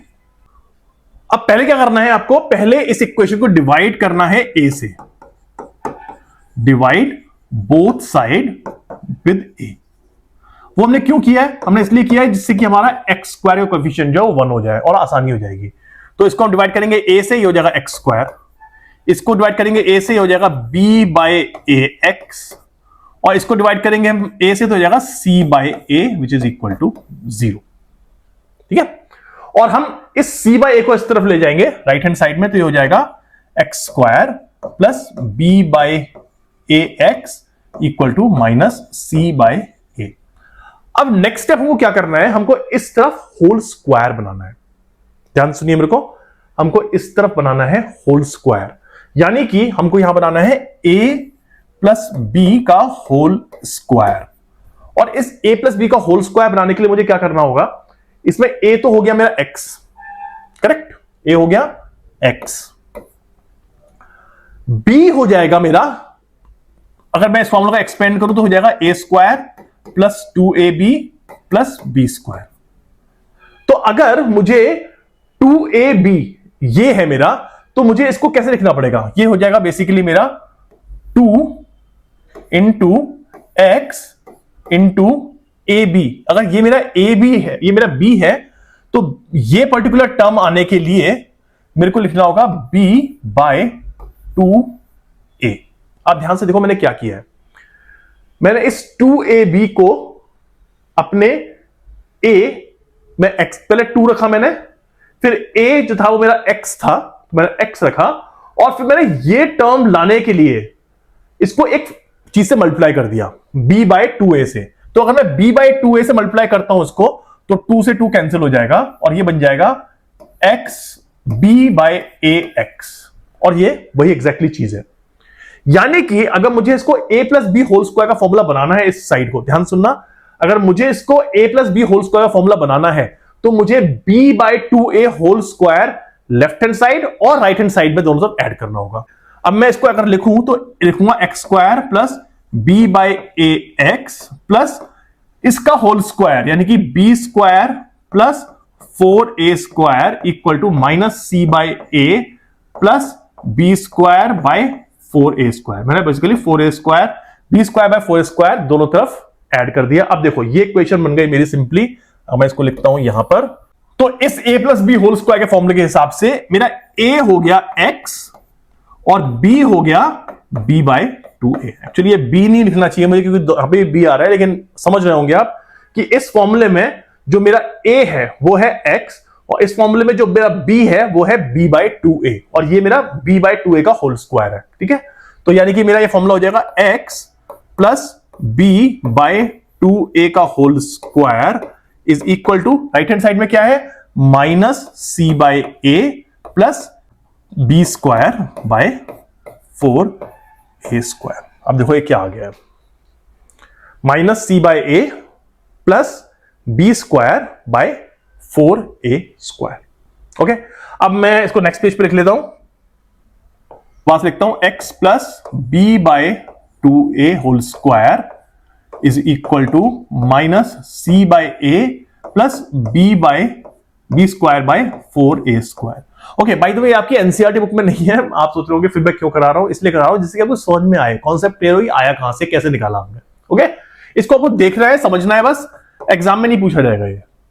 अब मैं क्या करता हूं, अब मैं यहां पे निकाल लेता हूं इसका एलसीएम, तो ये हो जाएगा 4ac minus plus B square divide by 4a square, ये ऐसा हो गया।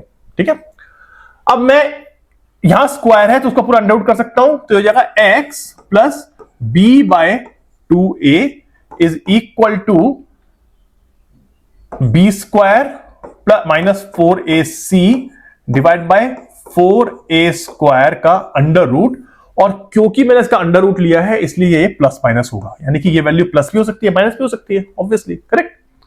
अब मैं b बाय 2a को उधर ले जाऊंगा तो हो जाएगा x equal to minus b by 2a plus minus under root, ऐसे नहीं लिखता अंडर रूट ऊपर लिखा है मैंने सिर्फ न्यूमरेटर में, b स्क्वायर माइनस 4ac, और क्योंकि नीचे 4a स्क्वायर है इसका मैं अंडर रूट ले सकता हूं, ये हो जाएगा 2a।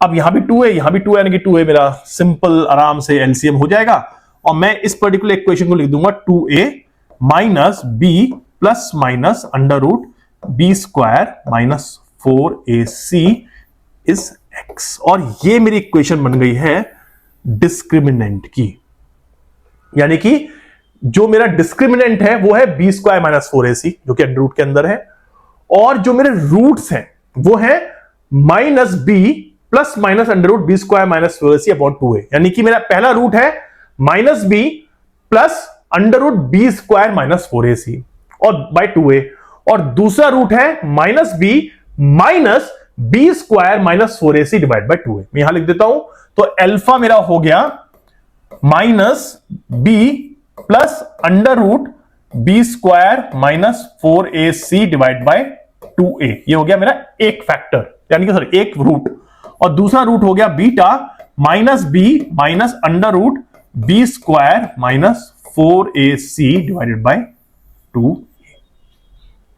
तो ये मेरे दोनों के दोनों रूट हो गए। अब आपको अगर रूट एग्जिस्ट करते हैं करेक्ट, तो ये वाली टर्म जो है बी स्क्वायर माइनस 4ac ये आपकी ग्रेटर देन 0 होनी चाहिए, क्यों? क्योंकि आपको पता है under root of negative value anyhow does not exist, वो रियल नहीं है। मैं ये नहीं कहूंगा does not exist, under root of a negative value जो है वो रियल नंबर नहीं है। तो यानी कि अगर ये b square minus 4ac negative हो जाता है तो ये अंडर रूट जो है वो भी रियल नहीं होगा और उस केस में रूट एग्जिस्ट नहीं करेंगे। यानी कि अल्फा और बीटा को एग्जिस्ट करने के लिए बी स्क्वायर माइनस 4ac या तो 0 से ज्यादा हो या फिर 0 हो, तभी जाकर के वो रूट एग्जिस्ट करेंगे। अब आप देखो एक बात ध्यान से मेरी, जो मैंने आपको पहले बताया था अभी, अगर आपका ग्राफ है ये वाला जहां पे कि आपके पैराबोला दो एक्स पॉइंट्स पे टच कर रहा है ऑन एक्स एक्सिस, तो यानी कि एक फैक्टर हो जाएगा अल्फा बीटा, एक रूट हो जाएगा alpha beta minus b plus under root b square minus 4ac by 2a और minus b minus under root b square minus 4ac by 2a। ठीक है, ये हो गया आपका पहला वाला। अब अगर ये केस चेंज होकर के आपका हो जाए जहां पे कि ये एक्स एक्सिस को सिर्फ एक पॉइंट पर टच कर रहा है, तो उस केस में क्या होगा? उस केस में बी स्क्वायर माइनस 4ac हो जाएगा 0। तो अगर ये 0 हो गया तो अल्फा हो गया माइनस बी बाई 2a और बीटा भी हो गया माइनस बी बाई 2a, क्योंकि माइनस ये तो 0 हो गया प्लस ये तो 0 हो गया, तो इस केस में आपका एक ही फैक्टर आएगा, दोनों अल्फा बीटा सेम हो जाएंगे। और थर्ड केस जो मैंने बताया था आपको कि अगर आपका पैराबोला हवा में उड़ रहा है और एक्सिस को कहीं पे भी टच नहीं कर रहा है, तो उस केस में क्या होगा? उस केस में बी स्क्वायर माइनस 4ac हो जाएगा under root of a negative value और ये बी स्क्वायर माइनस 4ac ही अनरियल हो जाएगा, इसलिए अल्फा और बीटा एग्जिस्ट ही नहीं करेंगे। तो आई होप आपको समझ में आया होगा जब मैंने आपको बताया थे 3 तरह के चार्ट, जिसमें कि एक चार्ट जो है एक्स एक्सिस को 2 पॉइंट पे टच कर रहा है, एक पॉइंट पे टच कर रहा है और तीसरा 2 टच नहीं कर रहा। उसके अंदर किस तरह से मैंने कहा था b square minus 4ac should be greater than 0, equal to 0 और less than 0 for real roots और अनरियल रूट्स, और उसके बेसिस पे आप ये पता लगाते हैं कि रूट एग्जिस्ट करते हैं या नहीं। अब आपको ना अगर ये फॉर्मूला समझ में आ गया है, आपको अगर ये समझ में आ गया है कि डिस्क्रिमिनेंट का जो मेथड है वो 2 तरीके से पता लगता है कि रूट एग्जिस्ट करते हैं या नहीं, पहली चीज, और दूसरी अगर एग्जिस्ट करते हैं तो व्हाट आर दोज रूट्स। ठीक है, ये 2 तरीके आपको समझ में आ गए हैं, तो हम आगे बढ़ते हैं, क्योंकि अगर अभी भी आपको कुछ डाउट है, कुछ क्लैरिफिकेशन चाहिए, तो जो हम क्वेश्चन करेंगे ना इसके, आपके अनसॉल्व क्वेश्चन, आपके सॉल्व क्वेश्चंस करेंगे, तो आपको ये कॉन्सेप्ट बिल्कुल क्लियर हो जाएगा। बस आपको ध्यान ये रखना है कि d which is discriminant is equal to b square minus 4ac, और for roots to be real this should be either greater than 0 और इक्वल टू 0, और अगर ये लेस देन 0 है तो रूट एग्जिस्ट नहीं करेंगे या फिर रूट अनरियल होंगे। और आपका पहला रूट जो है वो है minus b plus under root b square minus 4ac by 2a, और दूसरा रूट है minus b minus under root b square minus 4ac by 2a, तब जब b square minus 4ac greater than 0 और इक्वल टू 0 है। तो हम question solve करते हैं और आपको ना क्लियर होता चला जाएगा जो मैं समझा रहा हूं आपको अभी। ओके, 7th क्वेश्चन हम कर रहे हैं आपका सॉल्व क्वेश्चन एनसीईआरटी बुक का। Find the discriminant of the quadratic equation 2x square minus 4x plus 3 equal to 0 and hence find the nature of its roots. Nature of its root मतलब real है या unreal है। Okay, तो ये equation है 2x square minus 4x plus 3, मैं लिखता हूं 2x square minus 4x plus 3 equal to 0, और इसको अगर मैं x square plus bx plus c की फॉर्म में लिखूं तो a यहां पर है 2, b है माइनस 4 और c है 3। अब आपको पता है कि डिस्क्रिमिनेंट का फॉर्मूला होता है b square minus 4ac, b है माइनस 4 इसका whole square minus 4 into a है 2 इंटू c है 3। आप इसको ऐसे लिख लोगे ना, अगर इक्वेशन में इक्वेशन देख करके ए बी सी ऐसे लिख लोगे तो आपको बहुत आसानी हो जाएगी और आपको ना कभी डाउट नहीं होगा, कभी दिक्कत नहीं होगी, कभी क्वेश्चन रॉन्ग नहीं कर सकते आप। फिर अब देख लेते हैं क्या होता है। 16 माइनस 4 × 12 दूनी 24, यानी कि आंसर आ गया -8 विच इज लेस देन 0। इसका मतलब इसके जो रूट्स हैं वो हैं अनरियल रूट्स, तो नेचर ऑफ रूट्स है अनरियल। ओके, तो इस तरह से आपने पहली इक्वेशन देखी है अब ये, जिसके की रूट्स अनरियल है, यानी कि इसके रूट्स एग्जिस्ट नहीं करते हैं। ओके, तो इसलिए इसके कोई भी अल्फा बीटा नहीं होंगे। नेक्स्ट क्वेश्चन करते हैं। तो इस तरह से आपको पहला क्वेश्चन समझ में आ गया होगा कि अब डिस्क्रिमिनेंट का इंपॉर्टेंस क्या है, मतलब क्या है। अब हम यूज करते हैं discriminant method to find solution of quadratic equations. तो नेक्स्ट क्वेश्चन देखते हैं। A pole has to be erected at a point on the boundary of a circular park of diameter 30 metre. पहले ये हम देखते हैं, ठीक है, जो लिखा हुआ है डायमीटर 30 मीटर है ऑफ अ सर्कुलर पार्क। ये सर्कुलर पार्क हो गया हमारा, हम इस पे कहते हैं इसका डायमीटर 30 मीटर है, जिसको कि वो कह रहा है ये इसका हो गया, सॉरी मैं तो सही ठीक से ड्रॉ करता हूं, डायमीटर इसका ये है डायमीटर, ओके, जिसकी लेंथ है 13 metres. In such a way that the difference of its distance from two diametrically opposite fixed gate A and B on the boundary is 7 meters। यानी कि ये जो पॉइंट है यहां पे हमको ड्रॉ करना है कुछ पोल, और इसका अपोजिट पॉइंट्स ए, यानी कि इसका जो गेट है वो है ए और ये है बी। इन पर्टिकुलर गेट से जो डिस्टेंस है इस पर्टिकुलर पॉइंट का, जो कि हमें पोल रेक्ट करना है, उसका डिफरेंस आ रहा है 7 मीटर्स। तो अगर मैं ये पर्टिकुलर पॉइंट आइडेंटिफाई कर लूं, और ये पॉइंट है कुछ इस तरीके से, ओके, ये पॉइंट है सी मान लो, तो यानी कि वो कह रहा है कि A C minus B C is equal to 7। तो अगर बी सी एक्स है तो ए सी हो जाएगा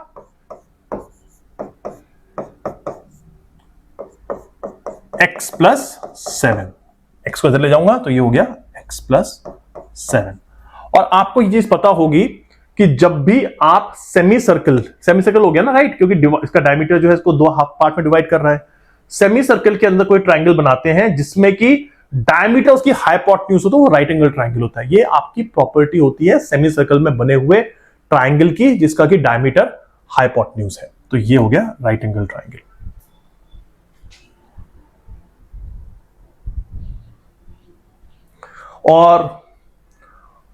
और जैसे ही आपको राइट एंगल ट्राइंगल समझ में आए, आपको क्या समझ में आएगा? एक ही चीज समझ में आती है, right, Pythagoras theorem. Pythagoras theorem मतलब ए बी का स्क्वायर इज इक्वल टू ए सी का स्क्वायर प्लस बी सी का स्क्वायर।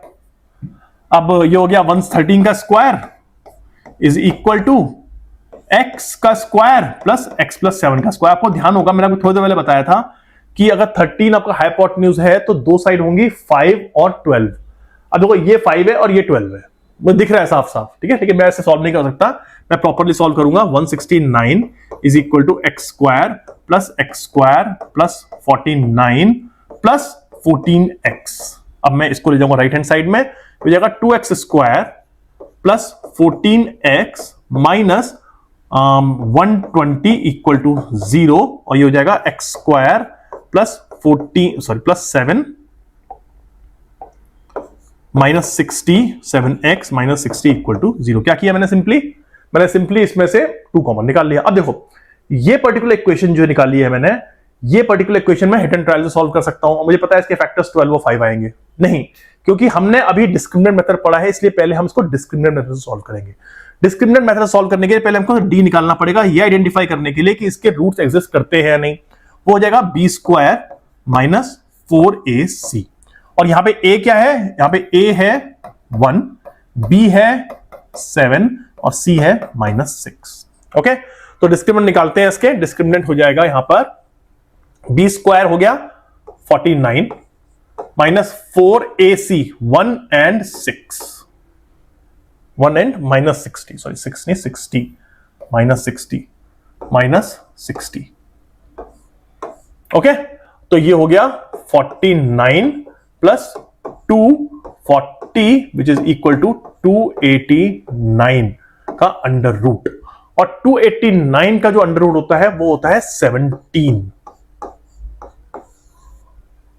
यानी कि डिस्क्रिमिनेंट जो है वो है 17, जो कि ऑब्वियसली पॉजिटिव है, और क्योंकि ये पॉजिटिव है इसलिए आपके रूट्स एग्जिस्ट करते हैं। अब हम निकालते हैं इसके बाद अपना तरीका से।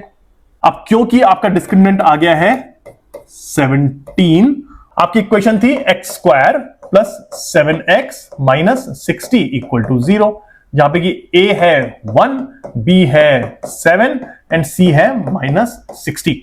ओके, आपका ये आ चुका है d।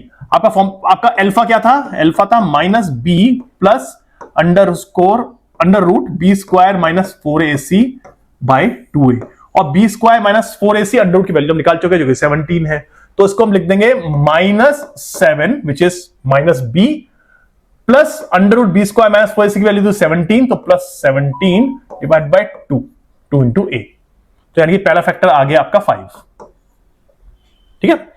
और दूसरा फैक्टर है beta which is equal to -b minus under score under root minus b square 4ac divide by 2a, यानी कि ये हो जाएगा अगेन -7, ठीक है, और यहां हो जाएगा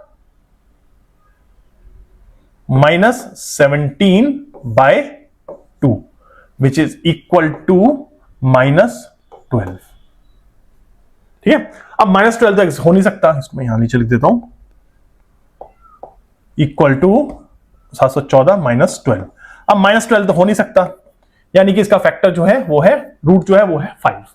और हमने देखा था पहले कि एक साइड थी x, दूसरी साइड थी x + 7, यानी कि अगर एक साइड 5 है तो दूसरी साइड हो गई 12। और इस तरह से हमारा ये क्वेश्चन भी सॉल्व हो गया, आंसर आ गया और आपको समझ भी आ गया होगा, ठीक है। अब हम बढ़ते हैं अपने लास्ट क्वेश्चन की तरफ, जो कि लास्ट सॉल्व क्वेश्चन है, और ये हमारा आज के दिन का लास्ट क्वेश्चन होगा, क्योंकि जो एक्सरसाइज 4.3 है वो हम करेंगे नेक्स्ट सेशन में। Find the discriminant of the equation 3x² - 2x + 1/3 = 0 and hence find the roots of its nature of its roots. Find them if they are real. हमको यहाँ पे सिर्फ ये निकालना है कि ये रियल है या नहीं, हमको यहाँ पे रूट्स निकालने नहीं है, नेचर ऑफ द रूट निकालना है, ठीक है। तो इक्वेशन है 3x² - 2x + 1/3 = 0। पहले हम सिंपल कर लेते हैं इसको, जो 1/3 है उसको खत्म करते हैं, 9x² -6x + 1 = 0। देखो वैसे तो मुझे दिखाई दे रहा है ये a - b होल स्क्वायर का फॉर्मूला है। कैसे? यहां पे a जो है वो है 3x और b जो है वो है 1, इसको मैं 1 स्क्वायर लिख सकता हूं, तो ये हो जाएगा 3x - 1 का होल स्क्वायर। ये फॉर्मूला बन गया, यानी कि x = 1/3 आ रहा है, ठीक है, मुझे पता है, लेकिन मैं इसको निकालूंगा डिस्क्रिमिनेंट मेथड से, मैं इससे नहीं निकालने वाला इसको।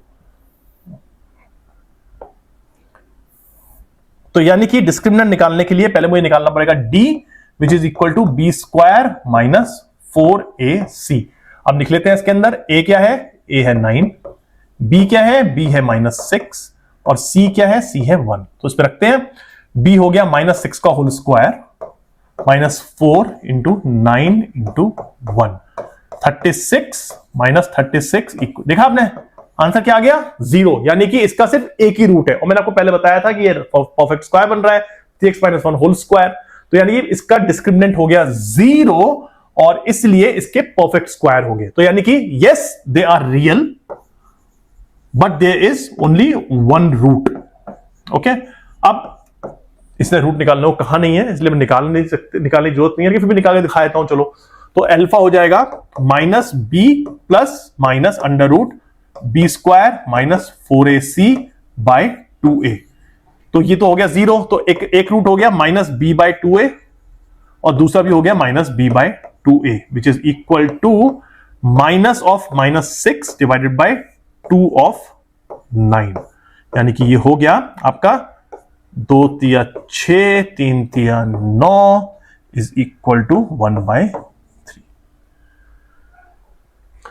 3x - 1 is equal to 0, x is equal to 1/3 यहां से आता, और यहां पे भी आपका 1/3 ही रूट आया है, तो यानी कि रूट रियल है और ये आपका रूट है। तो होप आपको समझ में आ गया होगा डिस्क्रिमिनेंट मेथड क्या है। लेकिन अगर आपको फिर भी कोई डाउट है तो प्लीज कमेंट सेक्शन में लिखिए, आई विल बी हैप्पी कि आप अगर वो क्वेश्चंस, आपके डाउट्स या फिर कुछ भी आपको समझ में नहीं आया है, आप कमेंट सेक्शन में लिखें, मैं क्लैरिफाई करने का ट्राई करूंगा उसको पक्का नेक्स्ट सेशन में बेटर तरीके से। लेकिन आप मुझे चाहिए कि आपको डाउट क्या है। मुझे लगता है कि मैं आपको ठीक से समझा पा रहा हूं, लेकिन अगर आपको कुछ डाउट है तो आप प्लीज मुझे बताइए। लेकिन ये इंपॉर्टेंट है कि जो चैप्टर मैंने पढ़ाया है, जो समझाया है आपको डिस्क्रिमिनेंट के बारे में, जो हमने सॉल्व क्वेश्चन अभी सॉल्व किए हैं, वो आप एक बार दोबारा से रिकैप करें और खुद सॉल्व करने का ट्राई करें।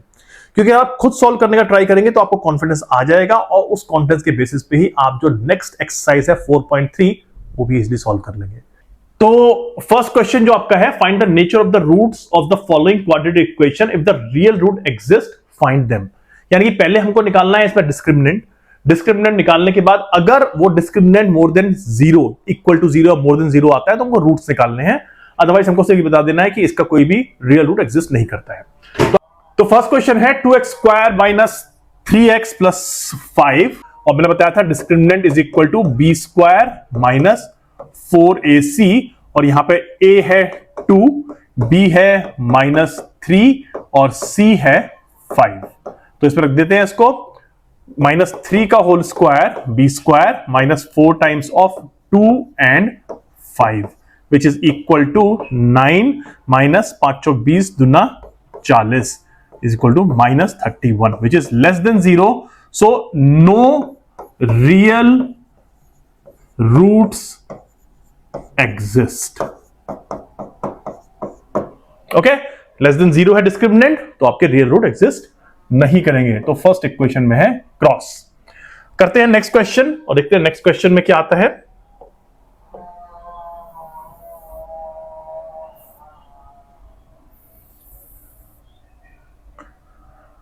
नेक्स्ट क्वेश्चन है 3x square minus 4 root 3x plus 4 equal to 0. यहां पर a है 3, b है माइनस 4 अंडर रूट 3 और c है 4. तो डिस्क्रिमिनेंट था b square minus 4ac equal to minus 4 under root 3 whole square minus 4 times of a is 3 and c is 4. इसको square करेंगे हो जाएगा 4 4 16, 16 3 48 माइनस 4 चौक 16 48 48 यानी कि 0. That means real root exist. Real roots exist. और कितने रियल रूट्स होंगे यहां पर, क्योंकि डिस्क्रिमिनेंट 0 हो गया है इसलिए यहां पर सिर्फ एक ही रियल रूट होगा. इसका मतलब ये एक परफेक्ट स्क्वायर है. और उसको देखते हैं कि परफेक्ट स्क्वायर कैसे बनता है ये. अगर हम सीधे माइनस बी वाले फॉर्मूला से निकालते हैं, minus b plus minus under root b square minus 4ac by 2a, तो अल्फा हो जाएगा minus b plus under root d जो कि 0 है ऑलरेडी बाई 2a, और बीटा हो जाएगा minus b minus 0 by 2a. मैंने यहां पे 0 क्यों लिखा है, क्योंकि ये फॉर्मूला है minus b plus under root b square minus 4ac, और यहां पे हम ऑलरेडी निकाल चुके हैं बी स्क्वायर माइनस 4ac आ गया है 0, तो under root of b square minus 4ac भी होगा 0, इसलिए मैंने इसको 0 लिखा है. तो यहां पे हम देखते हैं कि b की वैल्यू क्या है. b की वैल्यू है माइनस 4 रूट 3, तो ये हो जाएगी 4 रूट 3 प्लस डिवाइड बाई 2, और ये कितना हो जाएगा यहां पे भी 4 रूट 3 डिवाइड बाई 2. ये 2 से 2 कट, 2 से 2 कट, तो यानी कि इसका आंसर क्या आ गया. इसका आंसर यहां लिख देता हूं मैं. इसका आंसर आ गया 2 रूट 3 2 रूट 3, और ये इसके दो रूट्स हैं. एक्चुअली ये एक ही रूट है लेकिन इसको हम 2 बार लिख रहे हैं क्योंकि हमेशा हमको 2 लिखने होते हैं रूट्स अगर रियल रूट एग्जिस्ट करते हैं. तो आइए करते हैं नेक्स्ट क्वेश्चन और देखते हैं कि नेक्स्ट क्वेश्चन क्या है. नेक्स्ट क्वेश्चन है 2x square minus 2x square minus 6x plus 3 equal to 0.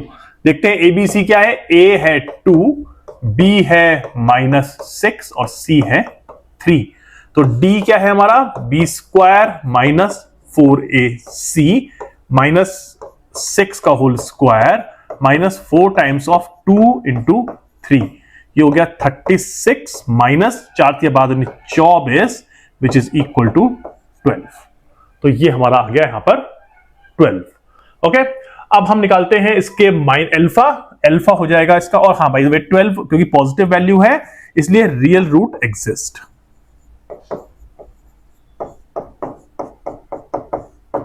Okay, 4 बाद 24, यस 36 12. तो अल्फा हो जाएगा minus b plus under root d by 2a.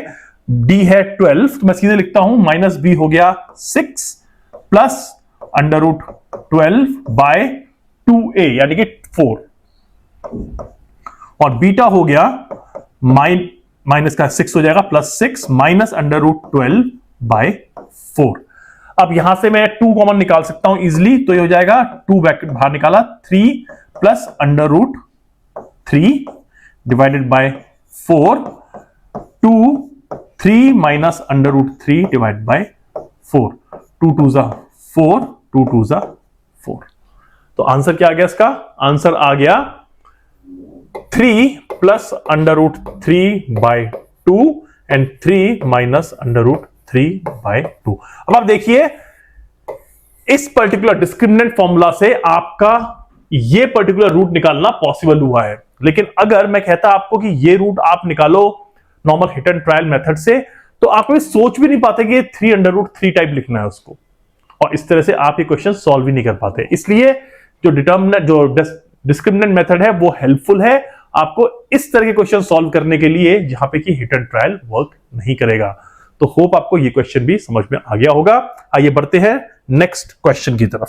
So second question है, find the value of k for each of the following quadratic equation so that they have two equal roots. यानी कि two equal roots मतलब d should be equal to 0। अगर equal roots हैं यानी कि alpha is equal to beta, that means d should be equal to 0 और ये एक बनेगा परफेक्ट स्क्वायर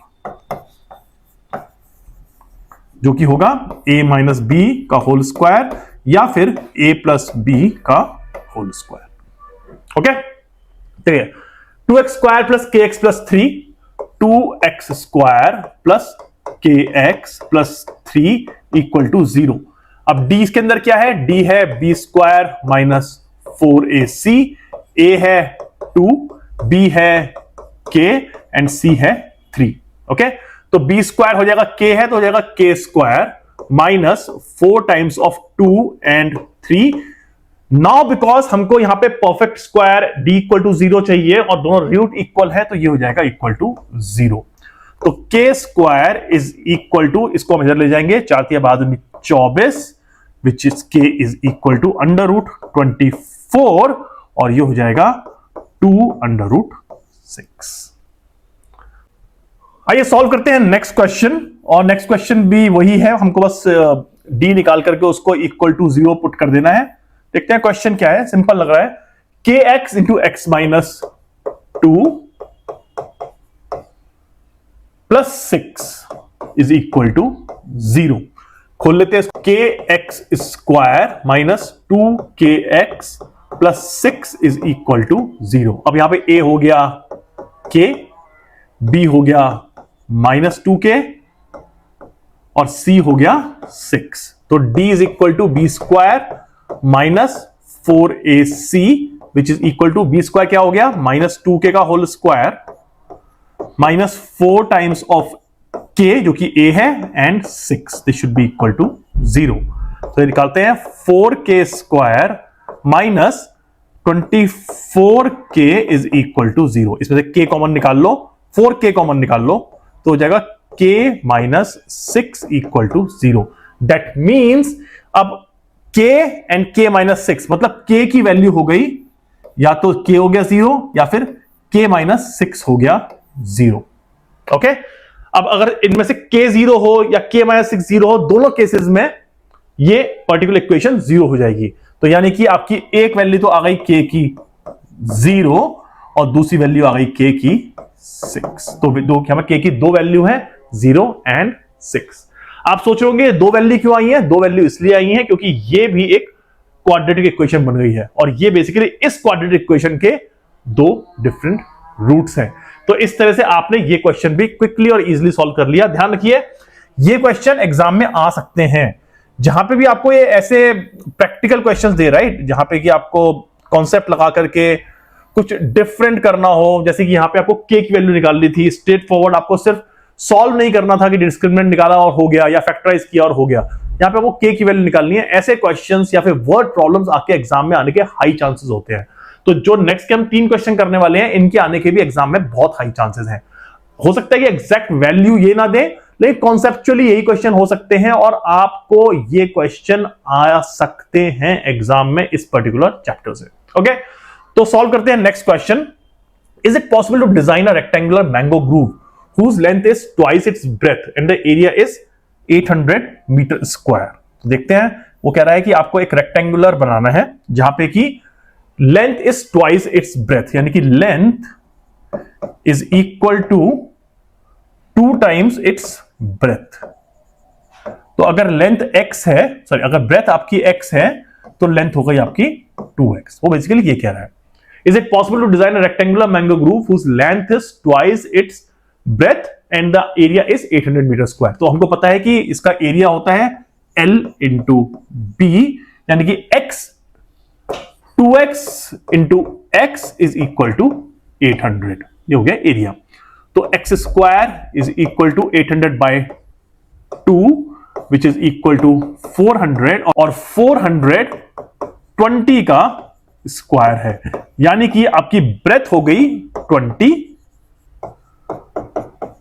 और आपकी लेंथ हो गई 2 टाइम्स ऑफ 20 यानी कि 40। आप देखो 20 इंटू 40 मीटर्स, मीटर्स इतना मत भूलना बिल्कुल भी। तो यानी कि 20 into 40 is 800 metre square. Yes it is possible. तो हमने लेंथ, इसकी लेंथ और ब्रेथ निकाल ली है। देखते हैं नेक्स्ट क्वेश्चन।